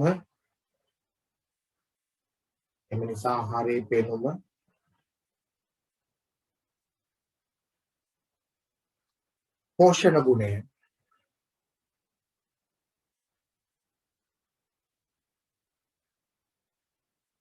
වෙනස් වෙයි. පෙනුම පෝෂණ ගුණය වෙනස් වෙයි. එතකොට මේකෙදි මොකද්ද වෙන්නේ? මේකෙදි මොනවද වෙන්නේ? මේකෙදි වෙන්නේ පටක පිපිරීම. මේකෙදි වෙන්නේ පටක පිපිරීම. අඩු උෂ්ණත්වය නිසා පටක පිපිරීම තමයි වෙන්නේ. මොකද උදාහරණයක් කතා කරොත් පුතේ ඔබට අවුරුදු කාලයට තමයි මේක වැඩිපුරම වෙන්නේ. අවුරුද්දේ අපි හිතමු 14 වෙනිදා අවුරුද්ද ලබන්නේ කියලා අලුත් අවුරුද්ද ලබනවා 14. දැන් මේ අවුරුද්දේ කෑවනේ අවුරුදු ඇති වෙන්න එහෙනම් මේ අවුරුද්දේ මතක ඇති. හරි නේද රයි? එතකොට අවුරුදු කාලෙට මොකද කරන්නේ නෑදෑයෝ වෙන්නේ 15 16 විතරනේ. 15 16 විතර නෑදෑයෝ. එතකොට 12 වෙනිදා විතර කඩේ ගිහිල්ලා නැත්තම් 12 වෙනිදා හන්දෑයෝ විතර වෙනකොට නෑ අවුරුදු දවසටත් කෙහෙල් ඕන ඊට පහුවෙනිදාටත් කෙහෙල් ඕන කියලා කෙහෙල් ගේන අවුරුදු 3-4ක්. කෙහෙල් ගේන අවුරුදු 3-4ක්. හරිද? ගේනකොට කහ පාට නෙමෙයි එකක් කහ පාට ඒවා අනිත් ඒවා ටිකක් පාට වැටිගෙන එන හෝ පොළ පාට ඒවා තමයි ගේන්නේ පස්සේ දෙන්න කියලා. නමුත් ඔයාලට අපි දන්නවා ඔය එත්‍රල් ස්ප්‍රේ කරලා තියෙන්නේ. හරිද? ඉදීමට අවශ්‍ය හෝමෝන ස්ප්‍රේ කරලා තියෙන නිසා ඔක හවස ගෙදර ගෙනලා පහුවෙන්ද උදේ වෙනකොට ඒ කියන්නේ 13 වෙනිදා උදේ වෙනකොට ඔක්කොම කහ පාට වෙලා තියෙන්නේ. දැන් මොකෝ කරන්නේ මේක දැන් එළිය තියාගන්න බෑ. මොකද කරන්නේ අපි shopping bag වල වෙනම දාලා දානවා ෆ්‍රිජ් එක ඇතුළට. දානවා ෆ්‍රිජ් එක ඇතුළට. මිනිස්සු දානවා shopping bag එකේ දාලා තමයි දාන්න ඕන නැත්නම් ජලයේ වාෂ්ප වෙලා ජලය එළියට ගිහිල්ලා මේකේ සම්පූර්ණයෙන්ම ස්වරූපය වෙනස් වෙනවා. ඇකිලීමට ලක් වෙනවා. ඒ නිසා හොඳට shopping bag වල දාලා කටකට ගාලා ඇතුළට දාන්න. කිසි ගැටලුවක් නැහැ. එහෙම තමයි දාන්නත් ඕන. එහෙම තමයි දාන්නත් ඕන. ඒකත් වැරද්දක් නැහැ. එතකොට ෆ්‍රිජ් එක ඇතුලේ ඩිෆ්‍රීසර් එකේ නෙවෙයි දාන්නේ. ඩිෆ්‍රීසර් එකේ නෙවෙයි දාන්නේ පහළ තට්ටුවේ දාන්නේ. සාමාන්‍යයෙන් ඕකේ සෙන්ටිග්‍රේඩ්ස් එක 4 8 10 විතර උෂ්ණත්වයක් තියෙනවා. මේ උෂ්ණත්වය යටතේ දවස් දෙකක් තියෙනවා. දැන් 13 වෙනිදා එකවරියක් 13 වෙනිදා එකක් එළියම තියාගන්න. ඒක අවුරුද්දට 13 14 උදේ ගත්තා. හරි. ඒක පාවිච්චි කරන්න පුළුවන්. කිසි කරදරයක් නැහැ. හොඳට තියෙනවා. හරිද? දැන් මිනිස්සු අපි බලාපොරොත්තු වෙනව නෑ ඔයි කියලා 14 15 වෙනිදා නෑ වෙන්නේ නෑ 15 වෙනිදා 16 විතර වෙනකොට තමයි නෑ වෙන්නේ 16 වෙනිදාට නෑ වවම අපි ගන්නවා අර කේල් ඇවරි එළියට කේල් ඇවරි එළියට ගත්තට නෑ උන්ට ඔය කේල් ඇවරිය දැන් පිළිගන්නන්න නිකන් බෑ වගේ. ඇයි මොකක් වෙලාද කේල් ඇවරිය තැන් වල දුඹුරු පාට වෙලා තැන් වල දුඹුරු පාට ලපැහැති වෙලා රයිට්. මෙන්න මේ දුඹුරු පාට ලපැහැති වෙන්න හේතුව තමයි අඩු උෂ්ණත්ව තත්ත්වයටදී කෙසෙල් වල විශේෂයෙන් පළතුරු වල එළවලු වලත් වෙන්න පුළුවන්. පළතුරු වල එළවලු වල පටක පිපිරීමට ලක් වෙනවා. පටක අඩු උෂ්ණත්ව තත්ත්වයටදී පිපිරීමට ලක් වෙනවා. ඒකට පටක පිපිරුණාම ඒවයි සෛලවල තියෙන සමහර රසායනික සංයෝග එළියට එනවා. එළියට ඇවිල්ලා මේ රසායනික සංයෝග ප්‍රතික්‍රියා කරන එකත් එක්ක මේ ප්‍රතික්‍රියා කිරීමේ ප්‍රතිඵලයේ විදිහට දුඹුරු පාට වෙනවා. මේ තමයි දුඹුරු පාට ලප විදියට පේන්නේ. දැන් අපිට පේන්නන්නේ මේක කාටවත් දෙන්න තියා. Tamanට කන්නත් කම්මැලි නේද? ඇතුළ කුණු වෙලාද? කුණු වෙලා නැහැ. ඔබට ඇතුළ කන්න පුළුවන් කිසි දෙයක් නැහැ. ඒ වුණාට පිටින් කුණු වෙලා වගේ තමයි පේන්නේ. නරක් වෙලා වගේ පේන්නේ. දැම්ම ගිහිල්ලා කුණු බක්කියට. දැම්ම ගිහිල්ලා කුණු බක්කියට. ඒ නිසා ඔන්න ඔය කේස් එක එන්නේ ෆ්‍රිජ් එකේ දාලා දුන්නා. එළිය තියාගත්තා නම් පටක වෙන්නේ නැහැ. හැබැයි ගෙඩි ටික වැටේවි බිමටම. ඇයි වැටෙන්නේ? ඉදිලා වැඩි වෙලා ඒක නරක් වෙලා යයි මේ පැත්තේ. ඒ නිසා කොහොම කරත් එහෙම තියාගන්න බෑ. එහෙම තොගයක් ගෙනල්ලා වැඩක් වෙන්නේ නැහැ. කෙහිල් වගේ දේවල් විශේෂයෙන්ම අර එත්‍රල් ස්ප්‍රේ කරලා තියෙන හින්දා එහෙම නැත්නම් ඉදීම උත්තේජනය කරන හෝමෝන් එක ස්ප්‍රේ කරලා තියෙන හින්දා. රයිට්. හරි. එහෙම නැති එකක් තිබුණා නම් දවස් දෙකක් එළියේ තියාගන්න පුළුවන්. ඒත් ෆ්‍රිජ් එකේ දාන්න එපා. ෆ්‍රිජ් එකේ දැම්මොත් මේ තත්ත්වය එනවාම තමයි පටක පිපිරීම අඩු උෂ්ණත්ව තත්ත්වය යන්නේ ප්‍රශ්නේ. හරි නේද? රයිට්. එතකොට ආහාර ඔන්න අඩු උෂ්ණත්වයේදී වෙන කතාව. රයිට්. මෙහෙම ලියමු අපි ඒක. යටතේ අඩු උෂ්ණත්වයේදී කියලා ලියනවා. අඩු උෂ්ණත්ව තත්ත්වයටදී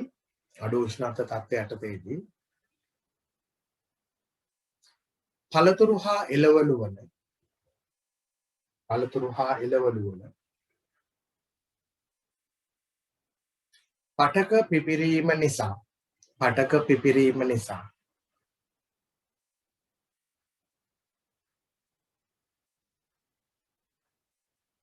වර්ණය වෙනස් වීම සිදුවේ. උදාහරණ කෙසෙල් ශීතකරණයේ තැබූ විට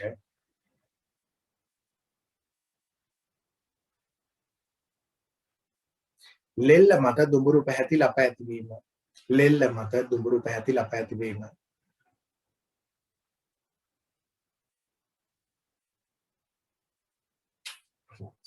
එතකොට පළවෙනි කතාව ඉවරයි. ඊට පළවෙනියෙන් අපි කතා කරේ උෂ්ණත්වය. දෙපැත්තම කතා කරලා ඉවරයි.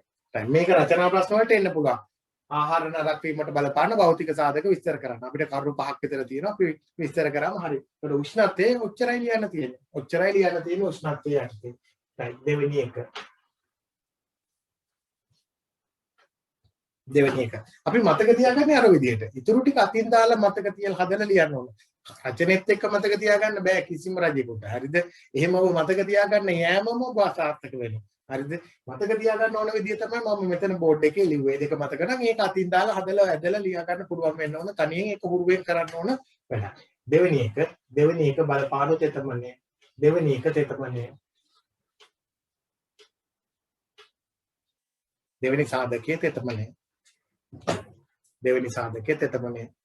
ඒක දෙපැත්තක් තියෙනවා ඒකේ. එකක් තමයි ආහාරය තුල තියෙන තෙතමනේ. එකක් තමයි ආහාරයෙන් එළියේ තියෙන තෙතමනේ. ආහාරය තුල තියෙන තෙතමනේත් බලපාන. ආහාරයෙන් එළියේ තියෙන තෙතමනේ. ඒකට සමහර වෙලාවට ආර්ද්‍රතාවය කියලා කියන්නත් පුළුවන්. ආහාරයෙන් පිටත තියෙන තෙතමනේ. රයිට් අපි මෙහෙම ලියමු පොඩ්ඩක්. සමහර ආහාරවල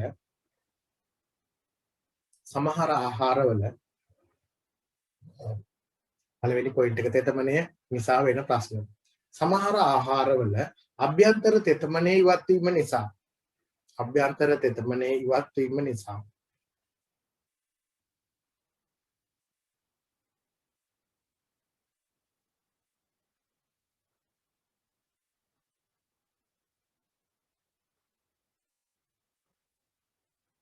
ආහාරය පෙනුමට හා වයරයට හානිය ඇති වේ. මැල වෙනවා. නේද? ඇකිලෙනවා, රැලි වෙනවා. ආහාරයේ පෙනුමට හා වයනයට හානිය ඇති වේ. උදාහරණ මැලවීම හා හැකිලීම සිදුවේ. මැලවීම හා හැකිලීම සිදුවේ.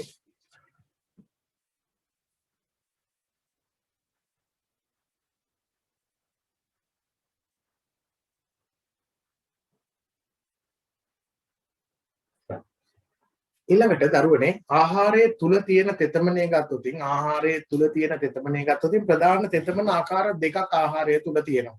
අපි මේක ගැන පස්සේ ඉස්සරහ තැනකදී කතා කරනවා. දැනට පොඩි අදහසක් ගන්නවා විතරයි මෙතන.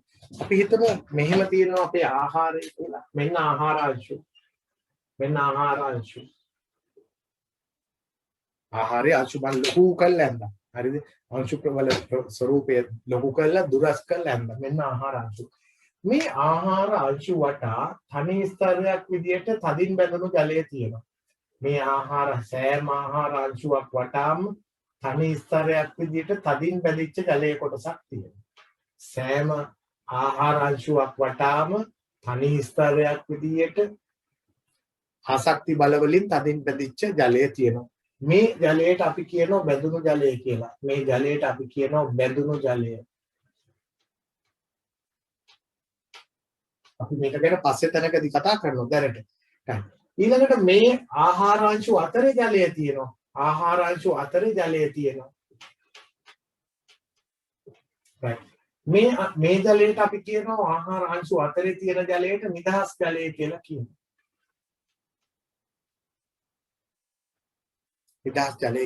නම් ජල වර්ග දෙකක් ආහාරයේ තියෙනවා.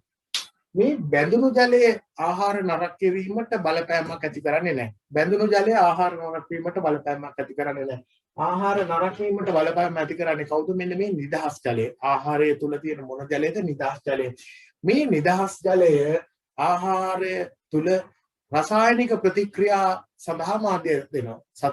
රසායනික ප්‍රතික්‍රියා සිදු වෙන මාධ්‍ය සපයනවා. ශුද්‍රජීවී ක්‍රියාකාරීත්වයන් සිද්ධ කරන්න පහසුකම් සපයනවා. ශුද්‍රජීවී ක්‍රියාකාරීත්වය වැඩි වෙන්න පහසුකම් සපයනවා. ඒ නිසා ආහාරය ඉක්මනට මොනවා වෙන්න බලපනවද? නරක වෙන්න බලපානවා. මොනවා වැඩි නැන්ද? නිදහස් ජලය වැඩි නම්. ඒ නිසා අපි ආහාර හැමදෙස්සෙම කල් තියා ගන්න ඕන නම් වේලලා තමයි කල් තියා ගන්න ඕන. වේලනවා යනු මොන ජලය අඩු කරන එකද? නිදහස් ජලය අඩු කරන එක තමයි ඔතනදී වෙන්නේ කියන එක මතක තියාගන්න දැනට. එහෙනම් අපි සරලයි තෙතමනේ කිව්වනේ අභ්‍යන්තර තෙතමනේ. දැන් එකක් අපි කිව්වා අභ්‍යන්තර තෙතමනේ නිකම් ඉවත් වුණා. මේ තෙතමනේ නිදහස් ජලය තමයි ඔය ඉවත් වෙන්නේ. නිකම් ඉවත් වුණාම මෙයා හේ යනවා. right. මැල වෙනවා. ඒක එකක්. දෙවෙනි එක තමයි මෙන්න මේ නිදහස් ජලය රසායනික ප්‍රතික්‍රියා වේගවත් කරනවා. රසායනික ප්‍රතික්‍රියා වේගවත් කරලා ආහාරය තුල එතකොට නරක වීමට බලපාන රසායනික ප්‍රතික්‍රියා වෙන්න පුළුවන්. එහෙම නැත්නම් ශුද්ධ ජීවී ක්‍රියාකාරීත්වයන් වෙනස් වැඩි කරනවා. ඒ හරහා ආහාරය නරක වෙන්න තියෙන ඉඩකඩ වැඩි වෙනවා. right. අපි ලියමු මෙහෙම ආහාරය තුල ඇති නිදහස් ජලය ආහාරය තුල ඇති නිදහස් ජලය තෙතමනේ යටතේ දෙවෙනි පොයින්ට් එක. ආහාරය තුල ඇති නිදහස් ජලය පරාග තුල ලිහිල් ජලය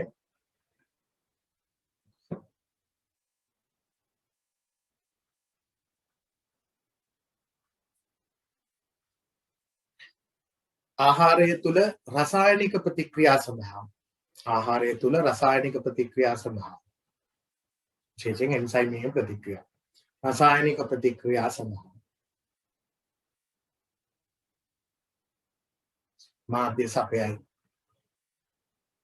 මාධ්‍ය සපයයි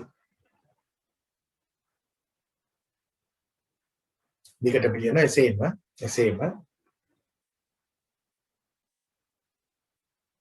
ශුද්ධ ජීවී ක්‍රියාකාරීත්වය වේගවත් කරයි ශුද්ධ ජීවී ක්‍රියාකාරීත්වය වේගවත් කරයි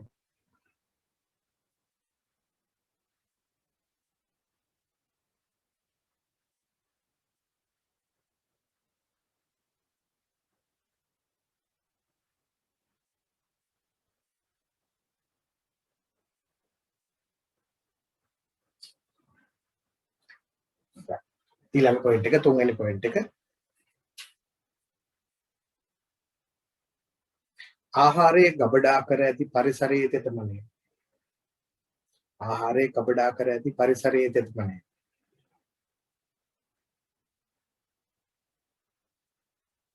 වැඩි වෙන විට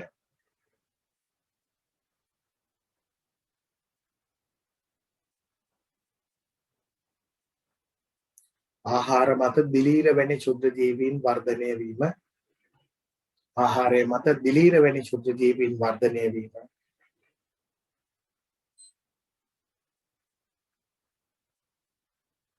වේගවත් වේ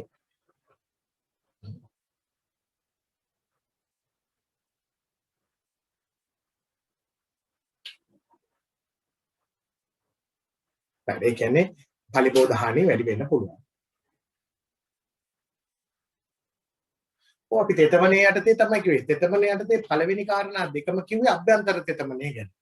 අනිත් එක කිව්වේ බාහිර තෙතමනේ ගැන. තෙතමනේ බාහිරව තියෙන තෙතමනේ ගැන තමයි කතා කරන්නේ. තෙතමනේ කිව්වම එතකොට අභ්‍යන්තරව බාහිරව දෙකම බලපාන. ඔය දෙකේ ලොකු වෙනසක් නැහැ.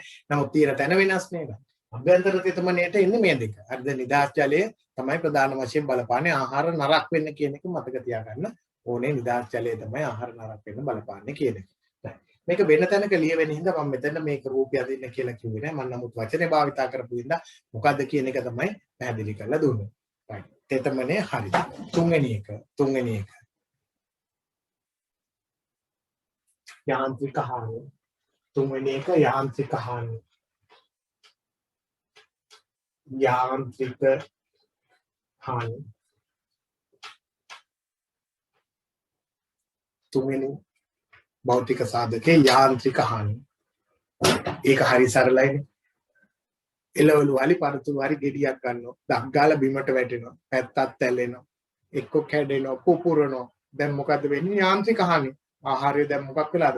ඔතනින් සුද්ධ ජීවීන් ඇතුල් වෙනවා. ඔය සිදුරෙන් කැඩිලා ඇති වෙන සිදුරෙන් සුද්ධ ජීවීන් ඇතුල් වෙනවා. වාතය ඇතුල් වෙනවා. එතකොට මේ සුද්ධ ජීවීන් මගින් එහෙම නැත්නම් මේක ඇතුලේ සිදුවන ප්‍රතික්‍රියා මගින් ආහාරය කන්න බැරි තත්ත්වයට නරක වෙලා යනවා. right. හරි සරල දෙයක්. ඒකට යාන්ත්‍රික හානි කියන්නේ මොන සාධකයක්ද? භෞතික සාධකයක්. right. අපි මෙහෙම ලියමු. නුසුදුසු ප්‍රවාහන ක්‍රම.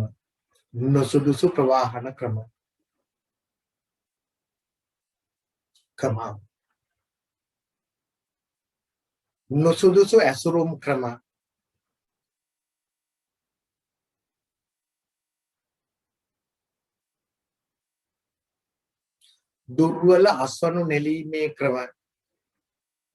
දුර්වල අස්වනු නෙලීමේ ක්‍රම.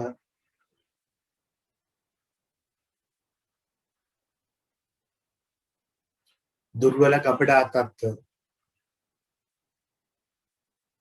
දුර්වල කබඩා තත්ත්ව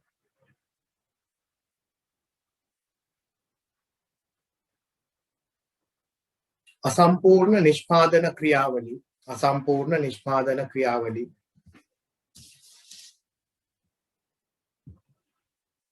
නිසා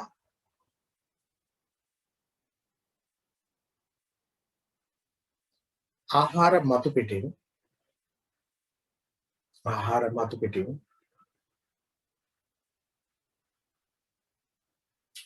යාන්ත්‍රික හානි සිදුවීම සිදුවේ. ආහාර මතු පිටින් යාන්ත්‍රික හානි සිදුවේ.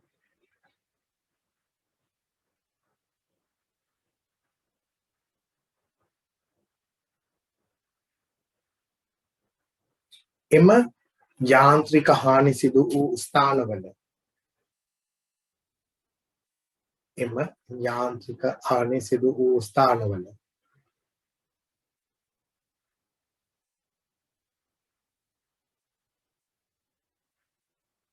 සෛල යුසය පිටතට පැමිණීමෙන්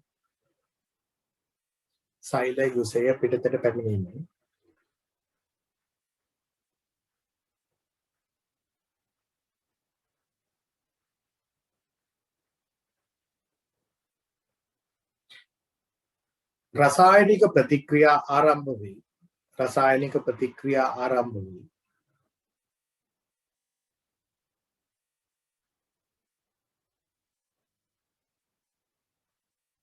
ආහාර නරක වීම සිදු කරයි.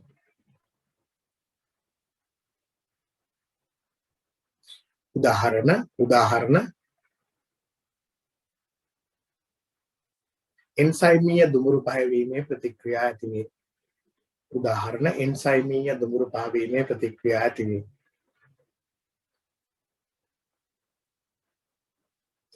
තොර එන්සයිමීය දුමුරු පහවීමේ ප්‍රතික්‍රියාවක් කියන්නේ රසායනික ප්‍රතික්‍රියාවක්. හැබැයි රසායනික ප්‍රතික්‍රියාව ඇති කරන්න තත්ත්වය ගෙනත් දුන්නේ කවුද? යාන්ත්‍රික කතාවෙ හින්දා. යාන්ත්‍රික තත්ත්වය නිසා සෛල කැඩුනම යුසය එළියට ආවා. දැන් යුසයේ තියෙන රසායනික සංයෝග එකිනෙක ප්‍රතික්‍රියා කරනවා. එතකොට මෙතන රසායනික ප්‍රතික්‍රියාවක් හින්දා තමයි නරක වෙන්නේ. හැබැයි රසායනික ප්‍රතික්‍රියාව ඇති වෙන්නේ මොකක් හින්දාද? යාන්ත්‍රික හානි නිසා. යාන්ත්‍රික හානි යටතේ දෙවෙනි පොයින්ට් එක.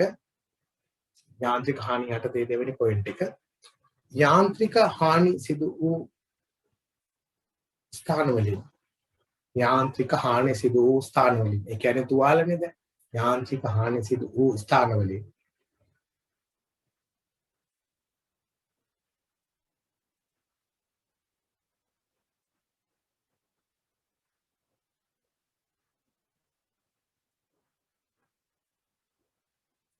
ශුද්‍රජීවීන් ආහාරය තුළට ඇතුල් වෙන්නේ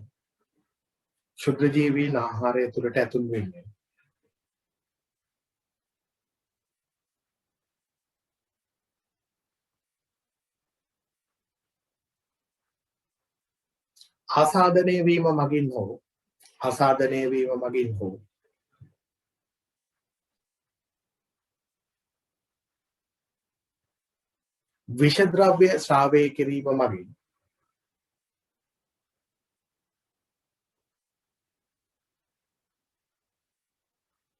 විෂද්‍රව්‍ය ශ්‍රාවය කිරීම මගින් ආහාර නරක වීම සිදු විය හැකිය.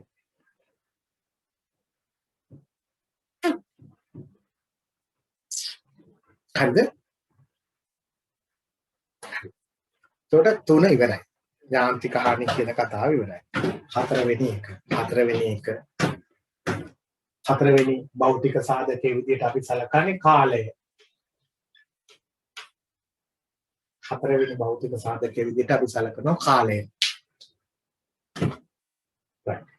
මොකද්ද මේ කාලය කියලා කියන්නේ?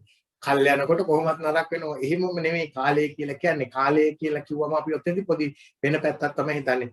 සමහර ආහාර කාලයත් සමග තවදුරටත් අපි එකට කියනවා මොනවා වෙනවද? පරිවෘත්තීය ක්‍රියා දිගටම සිද්ධ වෙනවා. කාලයත් සමග පරිවෘත්තීය ක්‍රියා සිද්ධ වෙනවා. විශේෂයෙන් සමහර එළවලු වල පරිවෘත්තීය ක්‍රියා දිගටම සිද්ධ වෙනවා. දැන් උදාහරණයකට අපි කියමු බණ්ඩක්ක වගේ දෙයක්. එහෙම නැත්නම් වැටකොළු වගේ දෙයක්. ගහෙන් කඩලා ගත්තා කියලා මෝරණ එක නතර වෙන්නේ නැහැ. අපි ගහෙන් කඩන්නේ ලපටි කාලේ. අපි කඩෙන් ඕක ගේනකොට වලිගේ කඩලා බලලා තමයි ගේන්නේ. ටක් ගාලා කැඩෙන හොඳට ලපටි කියලා අරගෙන එනවා. හැබැයි ඕක ගෙදර ගෙනල්ලා ෆ්‍රිජ් එකේ දාලා සතියක් තියලා කන්න ගත්තොත් දැන් වලිගේ කැඩුවට වැඩකුත් නැහැ. ලපටි කාලේ ගෙනාවට වැඩකුත් නැහැ. දැන් බලනකොට ජරස් බරස් කාලා කෙඳි ප්‍රමාණය වැඩි වෙලා. කපනකොටම තේරෙනවා දැන් කෙඳි වැඩිය කියලා. කනකොට තේරෙනවා වැඩි හරියන්නේ නැතේ කෙඳි වැඩි. හරිද? දැන් වෙන වෙන කාර්යයන් සඳහා තමයි භාවිතා කරන්නේ. දත් මදින්න අරවට මේවට පුළුවන්. ආහාර වලට ගන්න අමාරුයි කෙඳි වැඩි වෙලා. වැටකොළුත් එහෙමයි. වැටකොළුත් කඩනකොට ලපටි හොඳට අල්ලලා බැලුවම අර ස්පොන්ජි වගේ තියෙන කාලේ ගේන්නේ. හැබැයි ගෙනල්ලා ෆ්‍රිජ් එකේ දාගෙන ඔබ සතියක් විතර තියාගෙන හිටියොත් ඊට පස්සේ මොකද වෙන්නේ? ඊට පස්සේ ඔක කෙඳි ප්‍රමාණය වැඩි වෙනවා. කන්න අමාරුයි නේද? ඒකට වෙන වෙන දේවල් වලට භාවිතා කරන්න පුළුවන් අපිට නේද?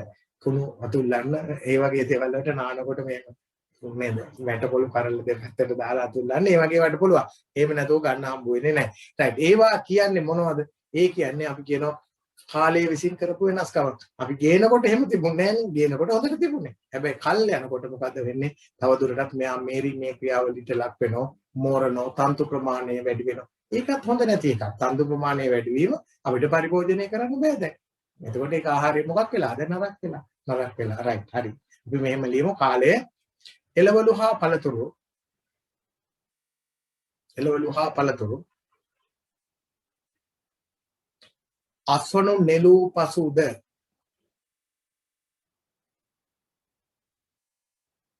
ශ්වසනය සිදුවන නිසා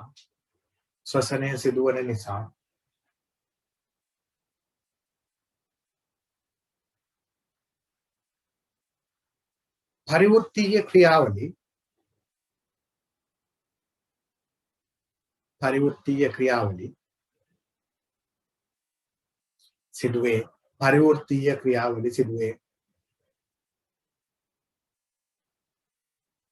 එම නිසා සමහර එළවලු පළතුරු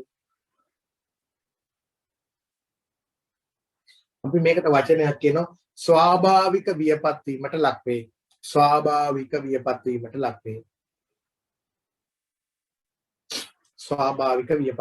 ලක් වේ. උදාහරණ බණ්ඩක්කාවල තන්තු ප්‍රමාණය වැඩි වීම.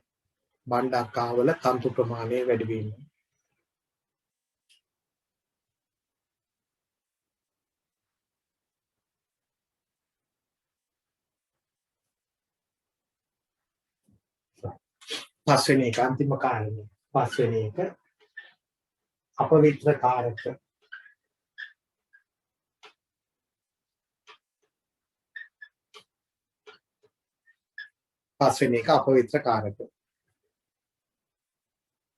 contaminates. අපවිත්‍ර කාරක.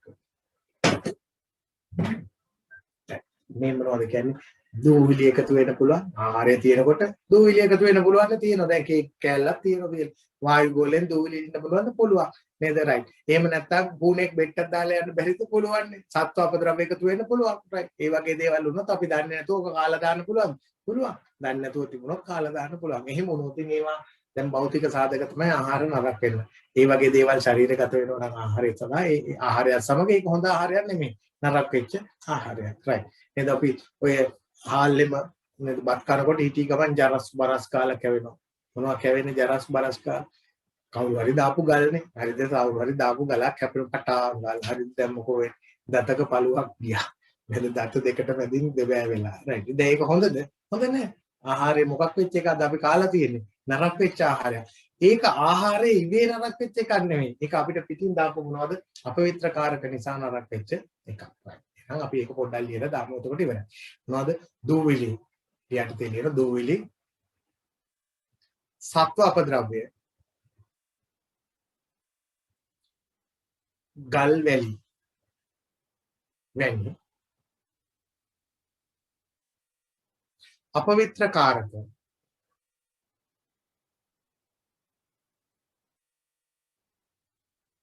ආහාරයේ සමග මිශ්‍ර වීමෙන්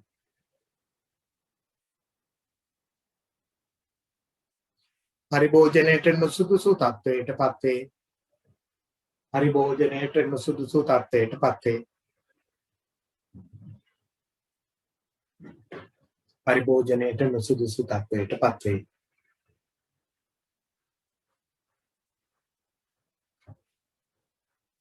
ඔන්න භෞතික සාධක වල කතාව. එතකොට භෞතික සාධක කියන එක ඉවරයි. භෞතික සාධක කියන එක ඔතනින් ඉවරයි. හරි දැන් බලන්නකෝ.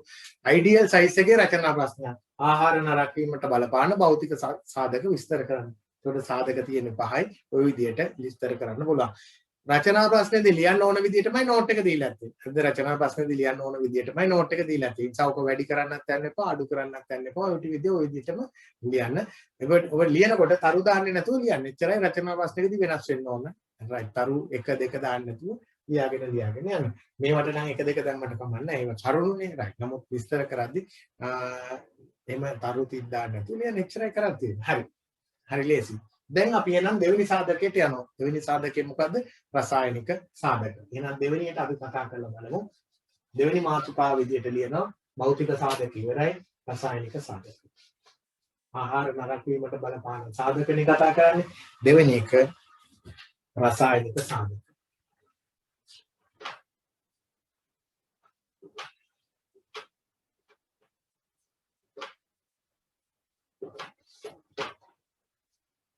දෙවෙනි එක රසායනික සාධක. රසායනික සාධකත් අර වගේ කීපයක් අපිට කතා කරන්න තියෙනවා. රසායනික සාධකත් අර වගේ කීපයක් කතා කරන්න තියෙනවා. ඒ යටතේ පළවෙනි රසායනික සාධකය අපි විදිහට කතා කරනවා pH අගය. පළවෙනි රසායනික සාධකය pH අගය. පළවෙනි එක ලියන්න pH අගය.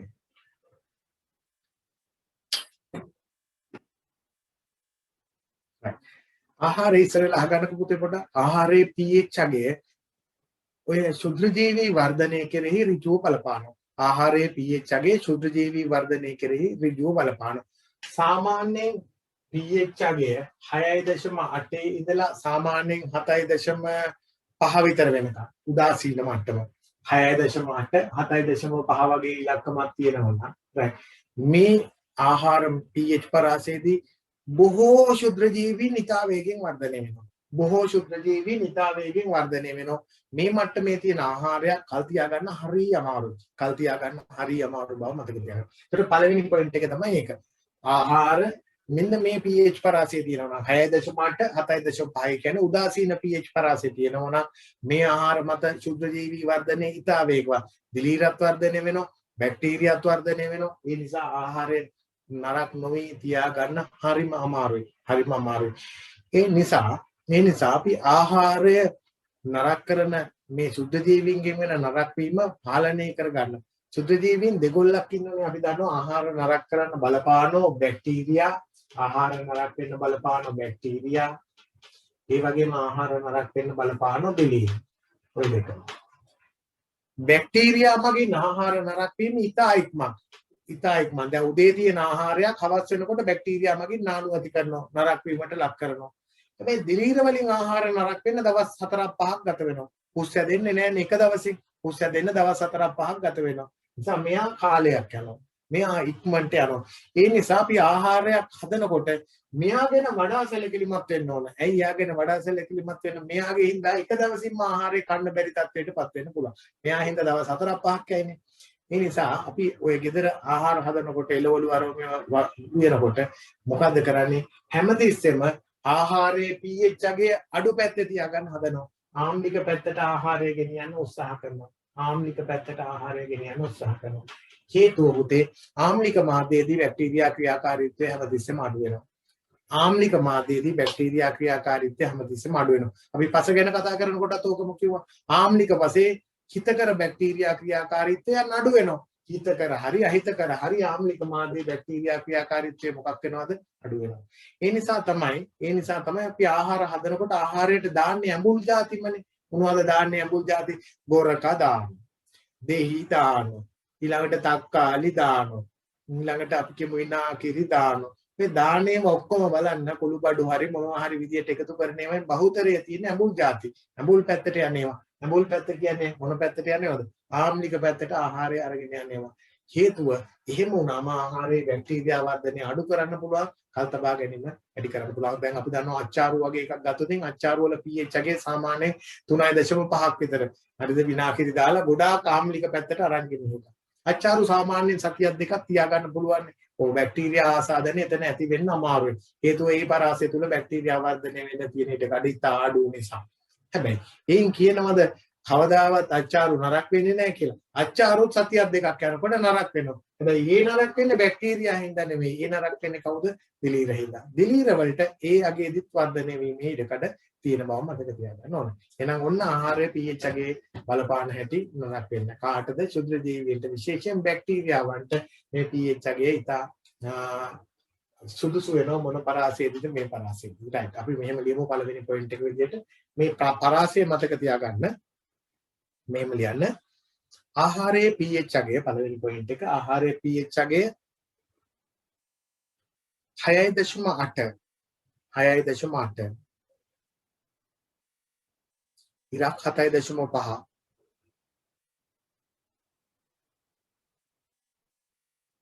වැනි උදාසීන පරාසයේ පවතින විට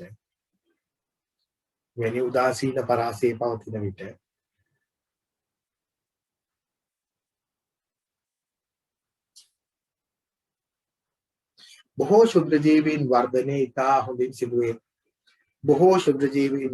ඉතා හොඳින් සිදුවේ.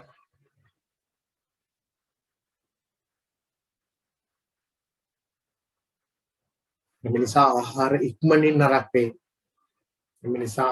ඉක්මනින් නරක වේ.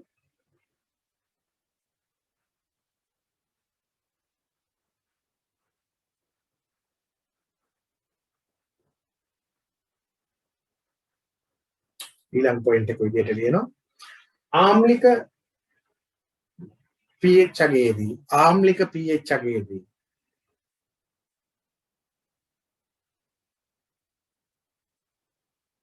ඒ කියන්නේ pH අගය සාමාන්‍යයෙන් 3.5 අතර විතර තියෙනවා. ආම්ලික pH අගයේදී බැක්ටීරියා වර්ධනය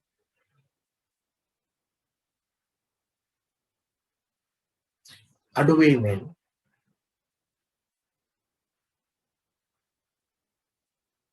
සාපේක්ෂව ආහාරය වැඩි කලක් තබා ගැනීමට හැකි වේ.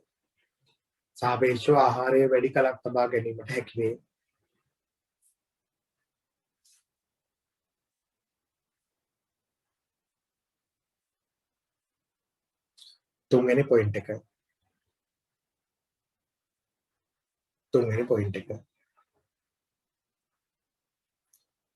ආහාර වලට ස්වභාවිකවම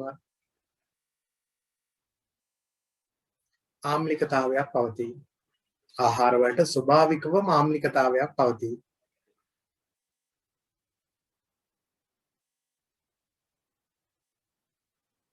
ඒ අනුව ආහාර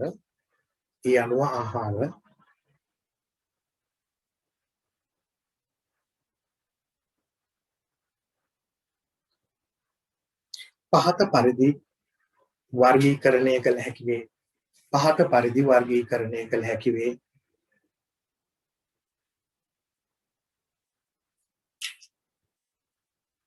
පළවෙනි එක අඩු ආම්ලික ආහාර. මේ අඩු ආම්ලික ආහාර කියන්නේ pH අගය pH 5.5ට වැඩි කට්ටිය. අඩු ආම්ලික කියන්නේ pH 5.5ට වඩා වැඩි කට්ටිය. ඒ කියන්නේ උදාසීන පැත්තට කිට්ටු කට්ටිය. හරිද? උදාහරණ විදියට ගන්න පුළුවන් මස්, මාළු වර්ග, බිත්තර, කිරි. අපිට කටට ඇඹුල් රහ දැනෙන්නේ නැති ඒවා. කටට කනකොට ස්වභාවිකව ඇඹුල් රහ දැනෙන්නේ නැති ඒවා.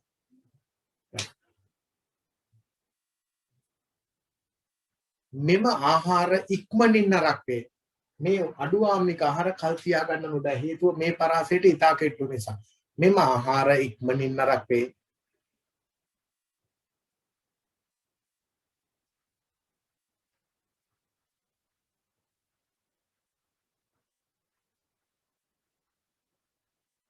ඊළඟ එක දෙවෙනි එක මධ්‍යම ආම්ලික ආහාර. මධ්‍යම ආම්ලික ආහාර. මධ්‍යම ආම්ලික ආහාර කියන්නේ pH අගය සාමාන්‍යයෙන් 4.5 5.5 වගේ කට්ටිය. pH අගය 4.5 5.5 වගේ කට්ටිය.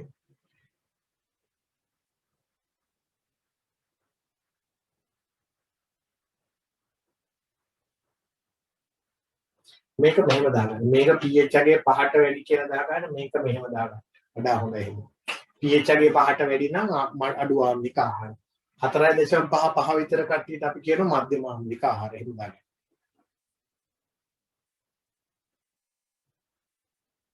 ඊළඟට ආම්ලික ආහාර.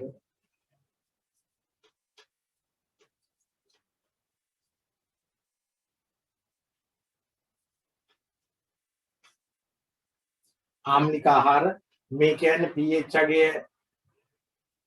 3.5 4.5 වගේ කට්ටිය. pH අගය 3.5 4.5 වගේ කට්ටිය ආම්ලික ආහාර.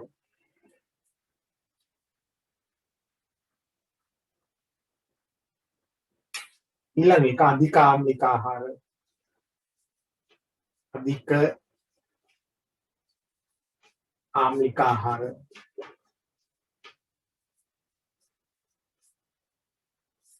pH අගය 3.5ට අඩු කට්ටිය. pH අගය 3.5ට අඩු කට්ටිය.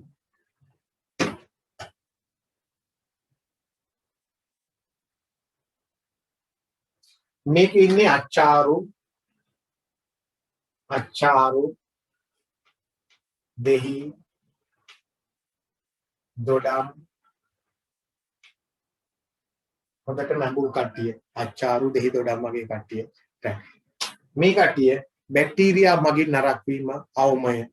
මෙතන ලියන බැක්ටීරියා මගින් නරක් වීම අවමය. මේ මට්ටමේ කට්ටිය බැක්ටීරියා වර්ධනය ඉතා අඩුයි.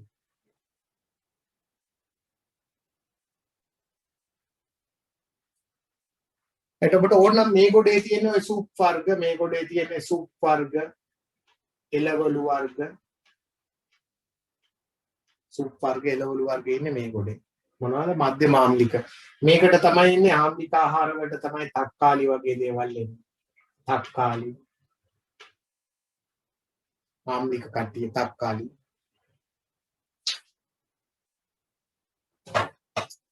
එතකොට ඔන්න කතාව pH අගය ඔය වගේ අපිට විස්තර කරන්න පුළුවන්. ඊළඟ පොයින්ට් එක pH අගය යටතේ ඊගාව පොයින්ට් එක. ඊළඟ එක ආහාරවල සිදුවන එන්සයිමීය ප්‍රතික්‍රියා සඳහා ආහාරවල සිදුවන එන්සයිමීය ප්‍රතික්‍රියා සඳහා ආහාරවල සිදුවන එන්සයිමීය ප්‍රතික්‍රියා සඳහා pH අගය වැදගත් වේ.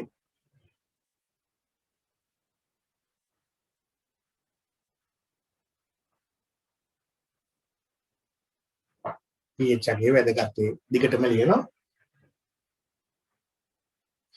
ප්‍රශස්ත pH අගයන් යටතේදී ප්‍රශස්ත කියන්නේ සාමාන්‍යයෙන් මේ පරාසය.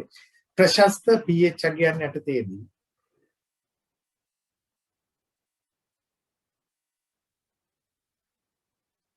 එන්සයිමීය ප්‍රතික්‍රියා වේගවත් වේ. එන්සයිමීය ප්‍රතික්‍රියා වේගවත් වේ.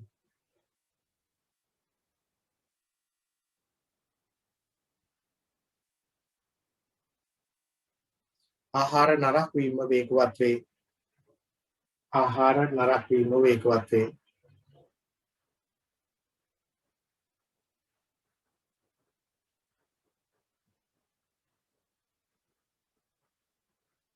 එතකොට pH අගය කියන එක ඉවරයි. ආහාර නරක වීමට බලපාන පළවෙනි සාධකයේ රසායනික සාධකයේ pH අගය. දෙවෙනි සාධකය ආහාර නරක වීමට බලපාන දෙවෙනි සාධකය එන්සයිමීය ප්‍රතික්‍රියා. දෙවෙනි සාධකයේ රසායනික සාධකයේ එන්සයිමීය ප්‍රතික්‍රියා. දෙවෙනි එක කියන්නේ එන්සයිමීය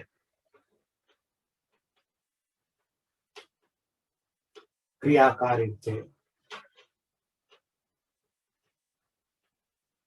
ප්‍රතික්‍රියාත්මක කමන ක්‍රියාකාරීත්වය එන්සයිමීය ක්‍රියාකාරීත්වය. එතන එන්සයිමීය ක්‍රියාකාරීත්වය වැඩි නම් අනිවාර්යෙන් ඒක රසායනිකයි එන්සයිම රසායනිකයිනේ. එහෙනම් ආහාර වලක් වීම මොකද වෙන්නේ? වේගවත් වෙනවා. අපි මෙහෙම ලියමු යටතේ ආහාරවල එන්සයිමීය ක්‍රියා නිසා ආහාරවල එන්සයිමීය ක්‍රියා නිසා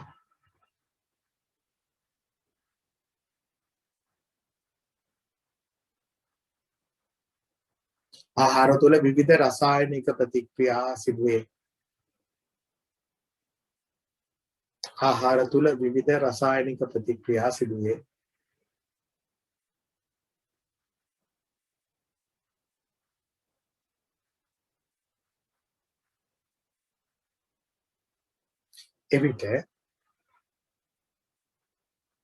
එවිට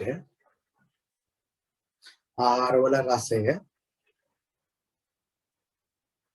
සුවඳ වර්ණය ආහාරවල රසය සුවඳ වර්ණය වෙනස් වේ.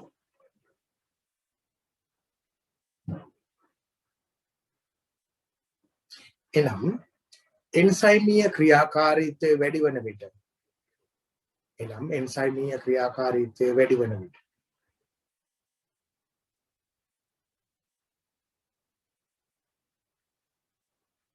ආහාර නරක වීම වේගවත් වේ.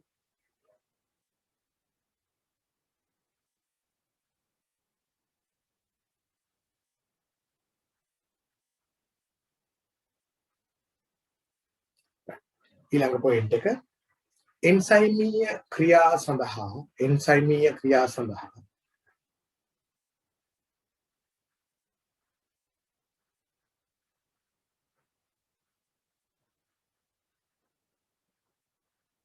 ජෛවීය ක්‍රියාකාරීත්වයන්ද බලපාන බැවින් සමහර ජීවීන් එන්සයිම නිෂ්පාදනය කරන කට්ටිය ඉන්නවා. ඒ විතරක් නෙවෙයි එන්සයිම ක්‍රියාත්මක වෙන්නේ ජීවී සෛලවල තමයි බොහෝ වෙලාවට. හරිද? එන්සයිමීය ක්‍රියා සඳහා ජෛවීය ක්‍රියාකාරකම්ද බලපාන බැවින්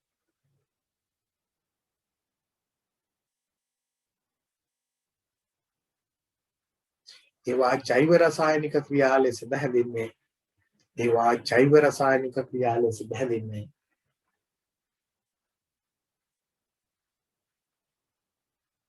ජෛව රසායනික ක්‍රියා ලෙසද හැඳින්වේ. කියන්නේ ජීවී සෛලවල විතරයි වෙන්නේ. ඒ නිසා එන්සයිම මගින් වෙන ප්‍රතික්‍රියාවලට අපි කියනවා ජෛව රසායනික ප්‍රතික්‍රියා කියලා. හරිද? එකක් ජීවී සෛලවල සිදුවීම සමහර වෙලාවට ජීවීන් මගින් එන්සයිම ශ්‍රාවය කරන්න පුළුවන් ශුද්ධ ජීවීන් වගේ නිසා. ඒ නිසා ජෛව රසායනික ප්‍රතික්‍රියා කියලා අපිට ඒකට කියන්න පුළුවන්. ඒකට එන්සයිමීය ක්‍රියාකාරීත්වය කියන කතාව ගැන ඔන්න ඔය ටික මතක තියාගන්න. ඒ හැටි. අපි ඉස්සරහට මේන් එක එන්සයිමීය ක්‍රියාවලියක් වැඩියෙන් කතා කරනවා. එක එන්සයිමීය ක්‍රියාවලි ගොඩාක් තියෙනවා ආහාර තුල. ඔක්කොම නරක වෙන්න බලපාන ඒවා. එකක් අපි වැඩියෙන් ඉස්මතු කරන ඊගාව කාරණය තුලදී දුඹුරු පාට වීම එන්සයිමීය දුඹුරු පාට වීම කියලා අපි ඒකට කියනවා. ඒක විශේෂ කාරණයක් විදිහට අපිට කතා කරන්න පුළුවන්. තුන්වෙනි එක දුඹුරු පැහැවීමේ ප්‍රතික්‍රියා. රසායනික සාධක දුඹුරු පැහැවීමේ ප්‍රතික්‍රියා. දුඹුරු පැහැවීමේ ප්‍රතික්‍රියා. දුඹුරු පැහැවීමේ ප්‍රතික්‍රියා.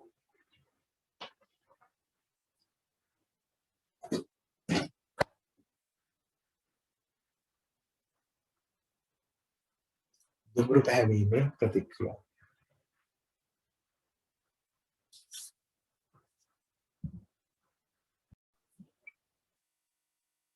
එහෙනම් දුඹුරු පැහැවීමේ ප්‍රතික්‍රියා ගැන අපිට ටිකක් තව කතා කරමු. මොනවද මේ දුඹුරු පැහැවීමේ ප්‍රතික්‍රියා? දුඹුරු පැහැවීමේ ප්‍රතික්‍රියා අපිට කීපයක් කතා කරන්න තියෙනවා. පළවෙනි එක දුඹුරු පැහැවීමේ ප්‍රතික්‍රියා යටතේ අපි මුල්ම එක කතා කරනවා එන්සයිමීය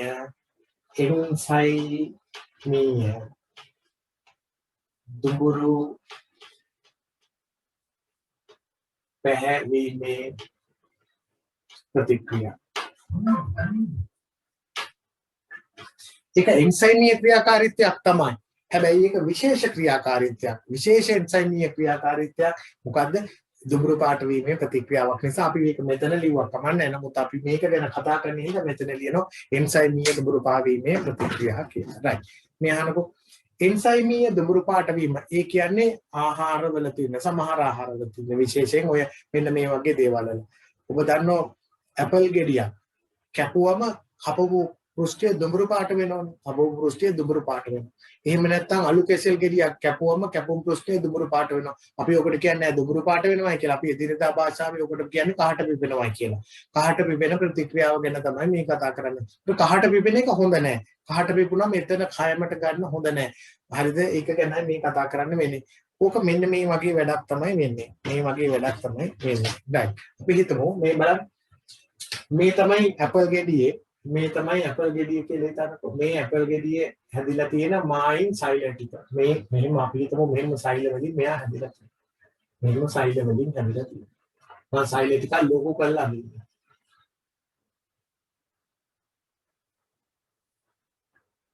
මම සෛල වලින් හැදිලා තියෙනවා කියන්නේ හරි නෑ.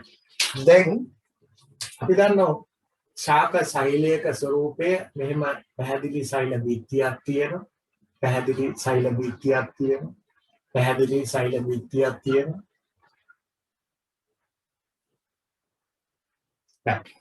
ඊළඟට මේක ඇතුලේ වෙනමම රික්තකයක් තියෙනවා.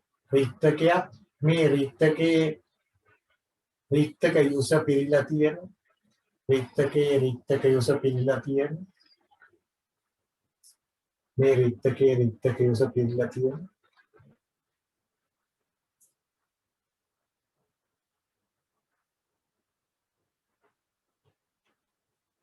රික්තක යුස පිළිලා තියෙනවා.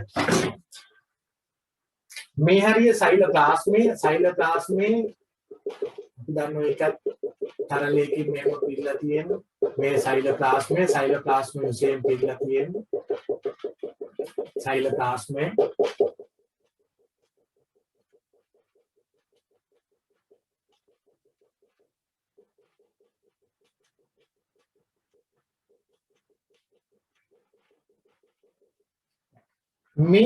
මේක ඇතුලේ තියෙන යුසයයි මේක ඇතුලේ තියෙන යුසයයි මිශ්‍ර වෙන්නේ නැහැ. මිශ්‍ර නොවී තමයි තියෙන්නේ. මේක ඇතුලේ රික්තක යුසය ඇතුලේ විවිධ රසායනික සංයෝග තියෙනවා. ඒ වගේමයි සෛලෝප්ලාස්මය ඇතුලේ විවිධ රසායනික සංයෝග තියෙනවා. අපි හිතමු මේක ඇපල් ගෙඩියක් කියලා. මේක කිසියම් හේතුවක් හින්දා තැලෙනවා. එහෙම නැත්නම් කෑල්ලක් කැඩෙනවා. අපි හිතමු මෙන්න මේ වගේ තැනකින් මෙයා කැඩුනා. මේ වගේ තැනකින් කැඩුනා. මේ වගේ තැනකින් මෙයා කැඩුනා කියනකො කැඩුනා කියන්නේ දැන් මේ ටික නැති වෙනවා. මේ ටික නැති වෙනවා. කැඩිලා යනවා. කැප් වෙනවා. එහෙම නැත්නම් මෙන්න කැප් වෙනවා මෙන්න. ඔහොම කැප් වෙනවා. දැන් මොකද්ද වෙන්නේ? මේ බලන්න දැන් මේ හරිය තිබුණු මේ යුසේ එළියට එනවා. මේ හරිය තිබුණු මේ යුසේ එළියට එනවා. මේ හරිය තිබුණු මේ යුසේ එළියට එනවා. ඒ වගේමයි මේ වටේ තිබුණු යුසයත් එළියට එනවා. සෛලෝප්ලාස්මයක් මෙහෙම එළියට එනවා. මේ පැත්තේ තිබුණු සෛලෝප්ලාස්මේ මෙහෙම එළියට එනවා. මේ එළියට ආවම මේ දෙන්න දැන් මොකද කරන්නේ? මේ දෙන්න ප්‍රතික්‍රියා කරනවා. මේ ගෑවෙන ඒවා ප්‍රතික්‍රියා කරනවා. මේ ගෑවෙන එක මේ දෙකවල ප්‍රතික්‍රියා කරනවා. දැන් මේ ප්‍රතික්‍රියා කරාන් පස්සේ අපිට පේන වෙන පාටක්. ප්‍රතික්‍රියා කරාන් පස්සේදී අර දෙගොල්ල දැන් මොකද්ද වෙන්නේ? දුඹුරු පාට වීමක් වෙනවා. දුඹුරු පාට අලුත් සංයෝගයක් බවට පත් වෙනවා. කවුරු ප්‍රතික්‍රියා කළාද? මේක ඇතුලේ තිබුණු මේ රික්තකයේ ඇතුලේ තිබුණු රසායනික සංයෝගයි සෛලෝප්ලාස්මයේ තිබුණු රසායනික සංයෝගය අපි එහෙම හිතමු. රසායනික සංයෝග වෙන්වෙන්ව තිබුණා. ඔය දෙන්න තැලිලා එකතු වෙච්ච ගමන් ඔය දෙන්න එකිනෙක ප්‍රතික්‍රියා කරන්න ගත්තා. ප්‍රතික්‍රියාවේ ඵලය මොන පාට වෙනවද? දුඹුරු පාට වෙනවා. එහෙනම් අපි දැනගන්න ඕන මොකද්ද මෙතන හැදෙන මේ ඵලය? මොකද්ද මේකයි තිබුණේ? මොකද්ද මේවයි තිබුණේ කියන එක දැනගන්න ඕන. මෙන්න මේ ප්‍රතික්‍රියාව එන්සයිමීය දුඹුරු පෑවීමේ ප්‍රතික්‍රියාව මොකද්ද කියන එක ඔබට මේ විදිහට ටක් ගාලා ලියන්න පුළුවන් වෙනවා. මේකදී වෙන්නේ පොලිෆිනෝලික සංයෝග. පොලිෆිනෝලික සංයෝග. කොහෙද තියෙන්නේ? මේ හරිය තියෙන පොලිෆිනෝලික සංයෝග. හරි. මේ හරිය තියෙන පොලිෆිනෝල් ඔක්සිඩේස්. හරිද? මොනවත් එක්කද? පොලිෆිනෝල් ඔක්සිඩේස් එක්ක. එන්සයිමය තමයි ඒක. පොලිෆිනෝල් ඔක්සිඩේස්. පොලිෆිනෝල් ෆීනෝල් ඔක්සිඩේස්.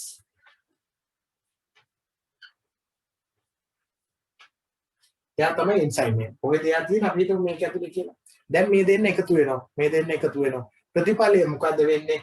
මේ දෙන්න එන්සයිමීය ප්‍රතික්‍රියාවකට ලක් වෙලා අලුත් ඵලයක් හදනවා. මොනවද හදන ඵලය? බහු අවයවික සංයෝගයක් හදනවා. බහු අවයවික සංයෝග හදනවා. විවිධ තැන්වලදී විවිධ බහු අවයවික සංයෝග හදන්න පුළුවන්. නමුත් වැඩිපුරම මේ වගේ තැන්වලදී හැදෙන බහු අවයවිකය මම මෙතනින් කියන්නම්. එයා තමයි ඕතොෆීනෝල්. ඕතොෆීනෝල්.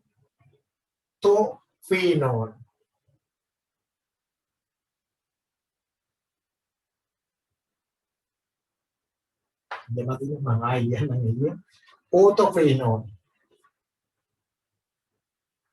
ඕතොෆීනෝල්.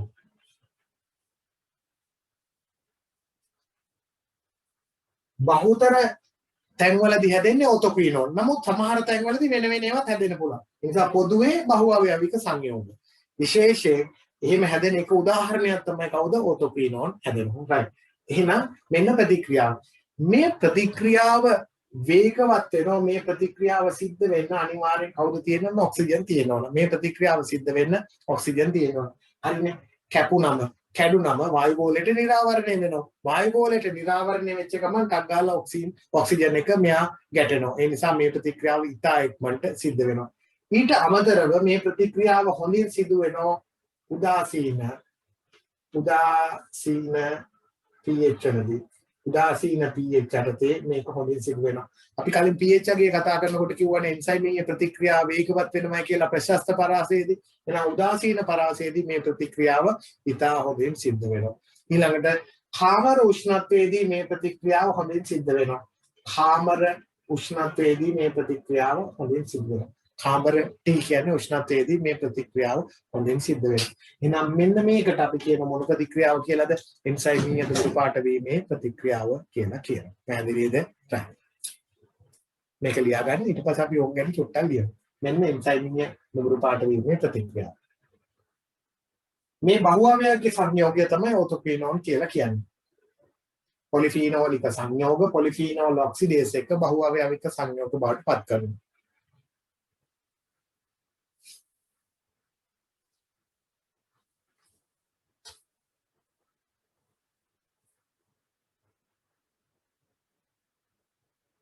සමහර තැන්වලදී පොලිෆීනෝලික සංයෝග ධන O2 හරිද? එහෙමත් ලියන්න පුළුවන්. එහෙමත් ලියමු අපි. ඒකත් එහෙම ලිව්වත් කමක් නැහැ. මම එහෙම ලියනවා පොලිෆීනෝලික සංයෝග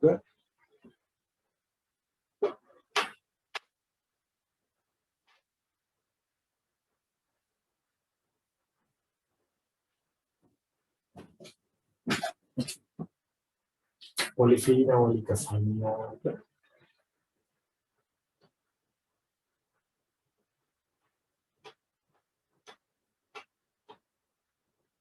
ධන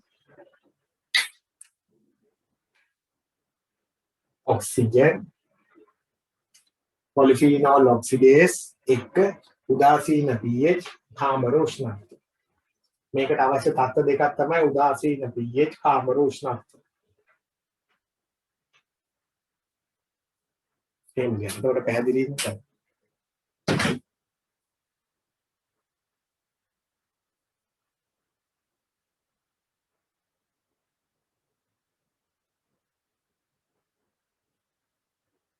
මේක තමයි එන්සයිම් එක. පොලිෆීනෝල් ඔක්සිඩේස් කියන එක තමයි එන්සයිම් එක.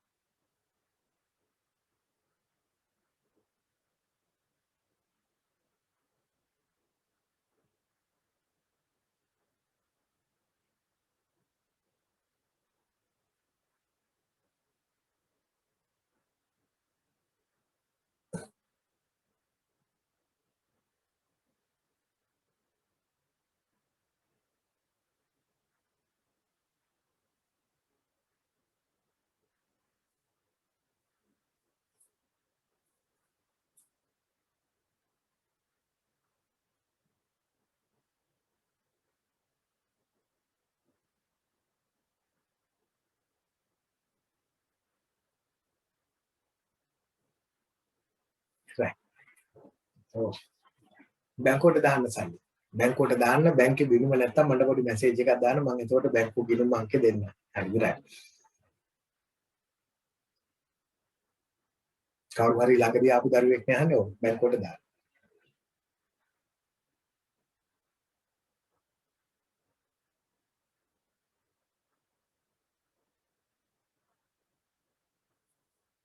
right. මොකද පුතේ අහපු ප්‍රශ්නේ?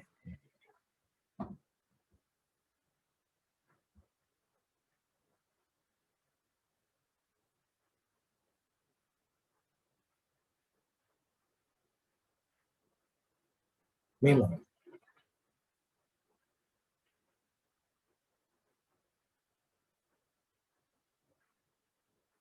right. කලවල ඔය ඕන දුඹුරු අපි කියන්නේ කහට පිපෙනවා කියලා කහට පිපෙන ඕන තැන. හරිද? හරි.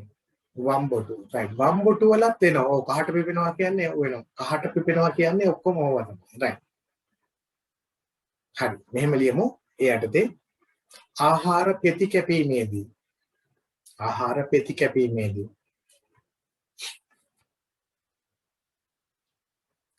කැබිලි කිරීමේදී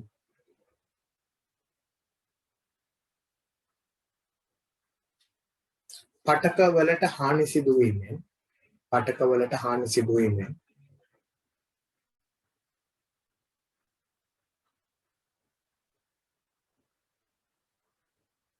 පොලිෆීනෝල් ඔක්සිඩේස් එන්සයිමය ක්‍රියාවී පොලිෆීනෝල් ඔක්සිඩේස් එන්සයිමය ක්‍රියාකාරී වී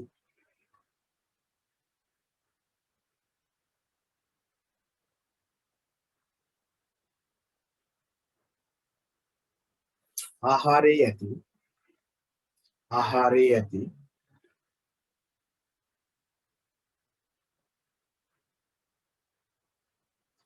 පොලිෆීනෝලික සංයෝග සමග සමහර පොත්වල තියෙනවා පීනෝලික සංයෝග කියලා ඒත් කමක් නැහැ.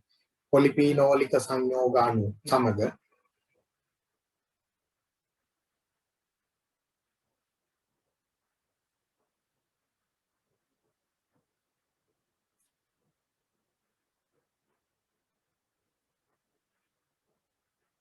ඔක්සිජන් ඇති විට ප්‍රතික්‍රියා කර. ඔක්සිජන් තියෙන්න ඕන නැත්නම් මේක වෙන්නේ නැහැ. ඔක්සිජන් ඇති විට ප්‍රතික්‍රියා කර. ඔක්සිජන් ඇති විට ප්‍රතික්‍රියා කර.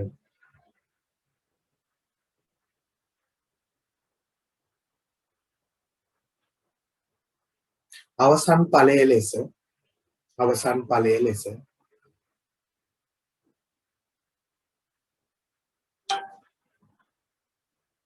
සංකීර්ණ බහු අවයවික සංයෝග සාදයි.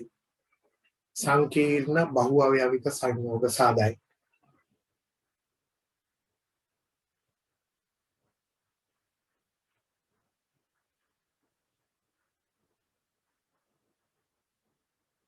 සංකීර්ණ බහු අවයවික සංයෝග සාදයි. වරහන් ඇතුලේ ඕතොක්විනෝන් එක උදාහරණයක්. හොඳේ ඕතොක්විනෝන් වෙනේවත් වෙන්න පුළුවන්. ඕතොක්විනෝන්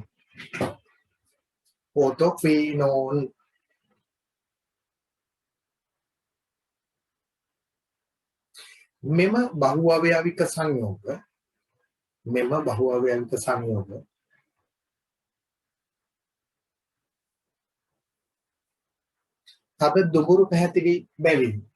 තද දුඹුරු පැහැති බැවින්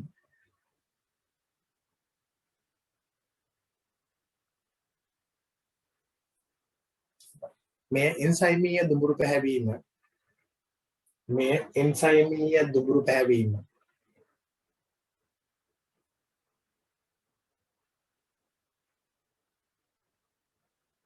එලෙයිරා කහට පිපීම ලෙස හැඳින්වේ. කහට පිපීම ලෙස හැඳින්වේ.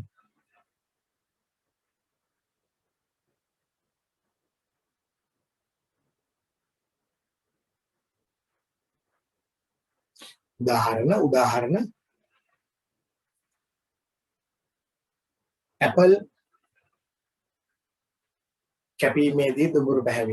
ඇපල් කැපීමේදී දුඹුරු පැහැවීම.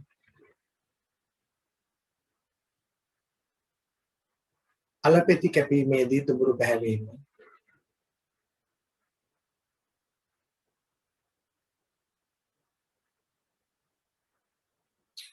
අලු කෙසෙල් පෙති කැපීමේදී දුඹුරු පැහැවීම.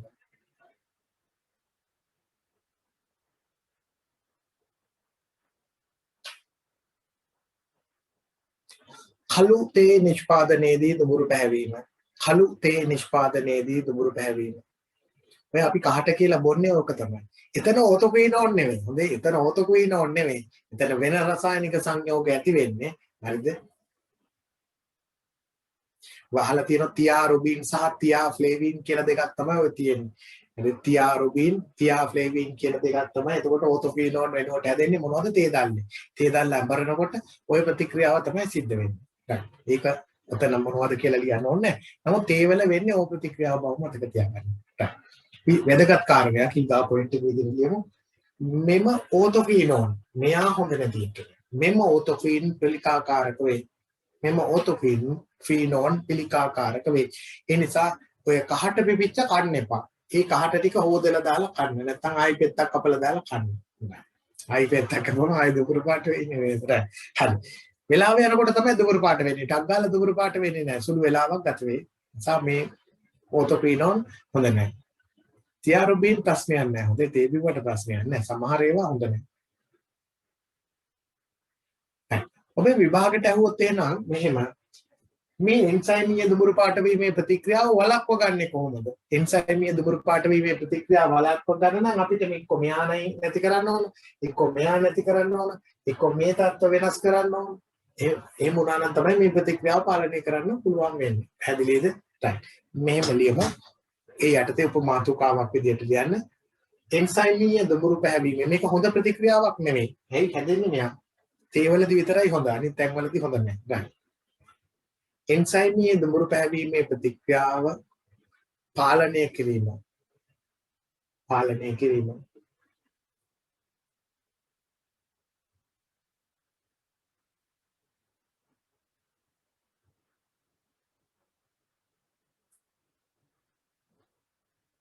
පළවෙනි පොයින්ට් එක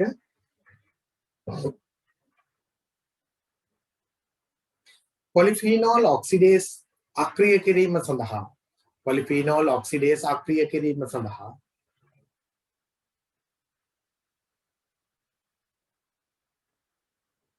ආහාරය බ්ලාන්චීකරණය කිරීම. තාම ඔබ දන්නේ නැහැ බ්ලාන්චීකරණය කියන්නේ මොකද්ද කියලා. දැනට හිතමු ඒක අපි කියමු තම්බනවායි කියලා. ආහාරය තම්බනවා කියලා හිතන්න. තාපයට ලක් කරනවා. තාපයට ලක් කරාම අපි දන්නවා උෂ්ණත්වයේදී ප්‍රෝටීන අස්වාභාවිකරණය වෙනවා. එතකොට පොලිෆීනෝල් ඔක්සිඩේස් කියන්නේ ප්‍රෝටීනයක් නේ. ප්‍රෝටීනයක්. හරිද? එතකොට ඒ එන්සයිම් එක මොකක් වෙලා යනවද? අක්‍රිය වෙලා යනවා. ඒ එන්සයිම් එක අක්‍රිය වෙලා යනවා. ආහාරය බ්ලාන්චීකරණය කිරීම.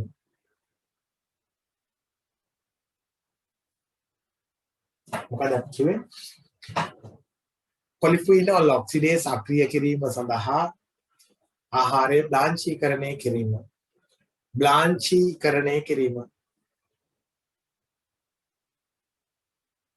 එහෙම නැත්නම් සුභීකරණය කිරීම. දෙකෙන් එකක්. බ්ලාන්චීකරණය, සුභීකරණය දෙකම එකමයි. හොඳේ. බ්ලාන්චීකරණය.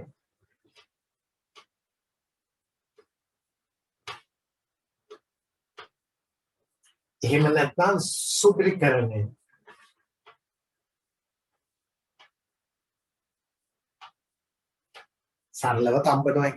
සරලව තම්බනවා කියන එක. එන්සයිම විනාශ වෙනවා. එතකොට එන්සයිම විනාශ වුණාම මොකද වෙන්නේ? මේ ප්‍රතික්‍රියාව වෙන්නේ නැහැ. මේදී එන්සයිම විනාශ වීමෙන් ප්‍රතික්‍රියාව නතර වේ.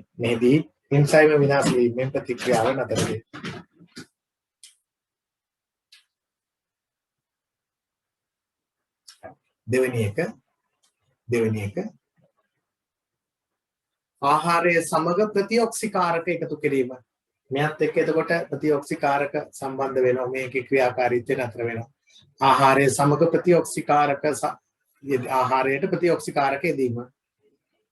ආහාරයට ප්‍රතිඔක්සිකාරක යෙදීම.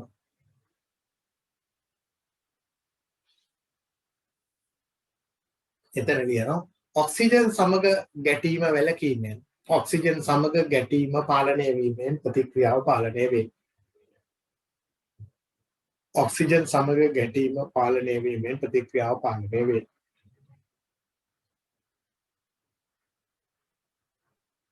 ප්‍රතිඔක්සිකාරක යොදන්න පුළුවන්. තුන්වෙනි එක. ඒකත් මේක තමයි. සංවෘත බඳුන් තුල වායු රෝධක කර ඇසිරීම. සංවෘත බඳුන් තුල වායු රෝධක කර ඇසිරීම.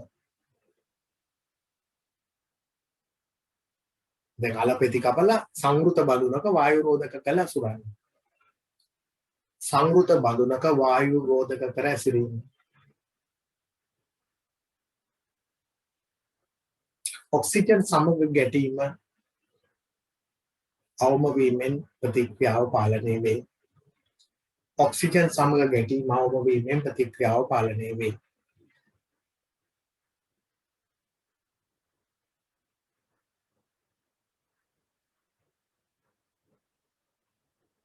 ඊළඟට අපිට මේ උදාසීන pH මොන පැත්තට ගෙනියන්න පුළුවන්ද? ආම්ලික පැත්තට ගෙනියන්න පුළුවන්. ආම්ලික මාධ්‍යයේදී මේ ප්‍රතික්‍රියාව දුර්වල වෙනවා. ආම්ලික මාධ්‍යයේදී මේ ප්‍රතික්‍රියාව දුර්වල වෙනවා. ඒ නිසා ඔබට මතකද ඔය ගෙදර කහට පිපෙන එක වළක්වන්න අම්මා මොනවයි කරන්නේ? දැන් අලපෙති කපලා එහෙම නැත්නම් අලු කෙසෙල් කපලා එහෙම නැත්නම් අපි හිතමු ඒ වගේ දෙයක් මොනවා හරි කහට පිපෙන එකක් කපුවාන් පස්සේ මොනවයි දාන්නේ ඔබට? මේ දවස්වල කරන්නේ ලුණු නෙමෙයි. ලුණු දාලා වැඩක් වෙන්නේ නැහැ. ලුණු දාන්නේ වෙන ඒවා. අයිස් වතුර දැම්මම මේක හරි. අයිස් වතුර දැම්මොත් මේක කහ නෑ. කහ දාන්නේ කවුද? හරිද? කහ නෙමෙයි. යෝකෝ ගෑනලා කවුරුත් උයලා නැහැ. නේද? උයන්න දන්නේ නැහැ. හරිද? කාට පිපෙන අම්මගෙන් අහලා බලන්නකො මොනවද දාන්නේ කියලා. දෙහි දාන්නේ. මොනවද දාන්නේ? දෙහි ටිකක් දාන්නේ. කාට පිපෙන එක වළක්වන්න දෙහි දාන්නේ. දෙහි දැම්මම මොකද්ද වෙන්නේ? මෙයා යනවා ටක් ගාලා ආම්ලික මාධ්‍යයේදී. ආම්ලික මාධ්‍යයේදී මේ ප්‍රතික්‍රියාව වෙන්නේ අඩුවෙන්. කාට පිපෙන්නේ නැහැ නෙමෙයි අඩු වෙනවා. දැන් ෆෘට් සලාඩ් එකක් කපනකොට කවුරු හරි ගෙදර ෆෘට් සලාඩ් එකක් හදලා දිනනවා මුලින්ම කේල් ගෙඩි ටික කපලා දාන්නේ නැහනේ. එහෙම කැපුවොතින් ටික වෙලාවක් යනකොට ওই කේල් ගෙඩි ටික ගන්න දෙයක් නැහැ. කළු පාට වෙලා යනවා. දුඹුරු පාට වෙලා යනවා. කහට පිපෙනවා. හරි කැතයි එතකොට කන්න ඒ ෆෘට් සලාඩ් එක. එහෙනම් මොනවයි මුලින් කපන්නේ? මුලින් කපන්නේ අන්නාසි, අඹ වගේ දේවල් කපලා ඒ මතට කෙහෙල් ටික කපලා දාලා ටක් ගාලා කලදලා ගන්න ඕනේ. එතකොට මොකද වෙන්නේ? ආම්ලික මාධ්‍යයේදී කහට පිපෙන එක අඩු වෙනවා. නැත්නම් නෑ. ඒත් කහට පිපෙන එක අඩු කරගන්න අපිට හැකියාව තියෙනවා. රයිට්. හරිද? රයිට්. රයිට්.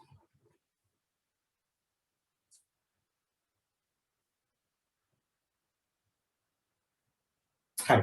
මෙහෙම ලියන්න. ඊළඟ පොයින්ට් එක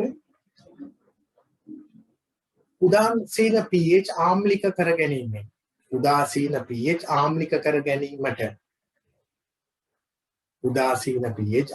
කර ගැනීමට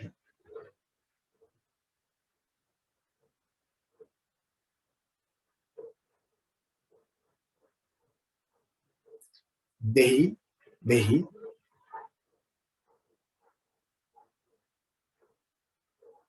විනාකිරි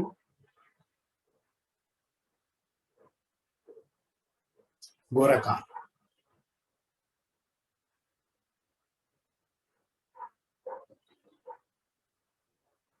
එකතු කිරීම සිදු කළ හැකිය.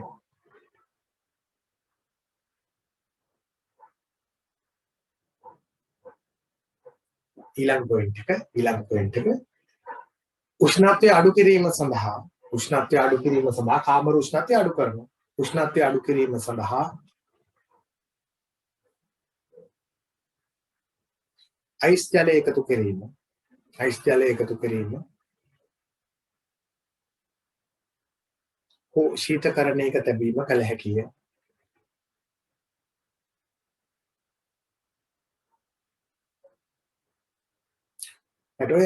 සාමාන්‍ය දැන් හාමුදුරුවෝට අපි දානයක් දෙන වෙලාවට ඇපල් එහෙම කපලා දෙන්නේ නැහැ නේ. ගෙඩි පිටින් දෙනවා ගෙදර ගිහලා කන. ඔබට ඕන කපලා දෙන්න පුළුවන්.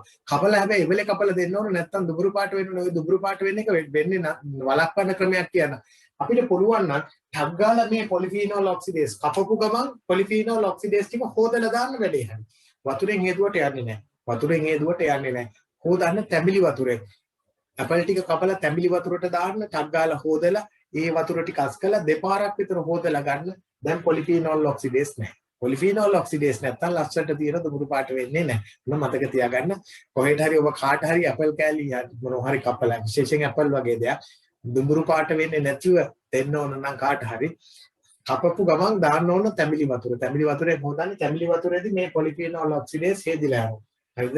එතකොට ওই ප්‍රතික්‍රියාව වෙන්නේ නැහැ. දෙපාරක් විතර හොදන්න. හැබැයි මේ හොදපු තැඹිලි ටික ආයි පාවිච්චි කරන්න බෑ. හොඳේ. ඒක හොඳ නැහැ. රයිට්. මම කියවනේ මේ ප්‍රතික්‍රියාව සිද්ධ මේක කපපු ගමන් යම් ප්‍රතික්‍රියාවක් සිද්ධ වෙනවා. ඒක වෙච්ච ගමන් ඕතොපිනෝල් ටිකක් හරි හැදෙනවා. ඒ හැදෙන එක පිළිකාකාරක ගුණය තියෙන එකනේ. ඒ නිසා ඒක හොඳ නැති එක්කෙනෙක්. right. ඔය ටික දැනගත්තම ඇති මොකද? දුඹුරු පාට වීමේ ප්‍රතික්‍රියාව එන්සයිමීය දුඹුරු පාට වීමේ ප්‍රතික්‍රියාව. ඔව් ෆුඩ් සිටි වල තියෙන්නේ පුතේ බොහෝ වෙලාවට තැඹිලි වතුරෙන් හොදලා නෙමෙයි ෆුඩ් සිටි වල තියෙන්නේ මෙන්න මේකට මොකද තියෙන්නේ ප්‍රතිօක්සිකාරක එකතු කරලා. ප්‍රතිօක්සිකාරක එකතු කරාම මේ ප්‍රතික්‍රියාව සෑහෙන දුරට පාලනය කරන්න පුළුවන්. ඒක කෙමිකලි කරන්නේ. හරිද? ප්‍රතිօක්සිකාරක එකතු කරාම අපි මේ පාඩමේදී අන්තිම හරියේදී කතා කරන ආහාර පරිරක්ෂණය කියන මාතෘකාවේදී බලමු කවුද ප්‍රතිօක්සිකාරක විදිහට අපිට ඉන්නේ කියලා. අපි ළඟ තියෙන ප්‍රතිօක්සිකාරක කවුද කියලා එතකොට බලමු. ඒ වැඩි කරන්නේ බොහෝ වෙලාවට තැඹිලි වතුරෙන් හොදන්නේ නැහැ ප්‍රතිօක්සිකාරක යොදනවා. ප්‍රතිօක්සිකාරක රසායනික තියෙනවා. ඒවා පාවිච්චි කරලා දුඹුරු පාට වෙන එක වළක්ව ගන්න පුළුවන්. හරිද? හරි. හරි. එතකොට එන්සයිමීය දුඹුරු පාට කියන එක ඔතනින් ඉවරයි. හරිද? දෙක එන්සයිමීය නොවන ප්‍රතික්‍රියා. එන්සයිමීය නොවන ප්‍රතික්‍රියා. දුඹුරු පැහැවීමේ පළවෙනි එක එන්සයිමීය ප්‍රතික්‍රියා. දෙවෙනි එක එන්සයිමීය නොවන ප්‍රතික්‍රියා.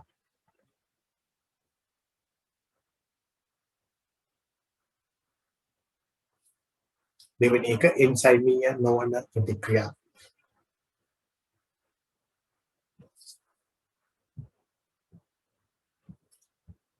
right මම හිතන්නේ අදට ඇති කියලා. හරිද? එන්සයිමීය නොවන ප්‍රතික්‍රියා නැත්තම් ඕක පටන් ගත්තම තව පැය භාගයක්වත් කාලය ගත වේවි. ඒ නිසා අපි අදට ඔතනින් නතර කරමු. අපි ඊගාව දවසේ ඔතන ඉඳලා ඉස්සරහට මේ පාඩම ටිකක් හරි ඔබ කෑමත් එක්ක යන පාඩමක් නේ. ඒ නිසා ටිකක් ඉන්ටරෙස්ටිං. ඒ හින්දා අපි එහෙම බලාගෙන යන්න. හරිද? right.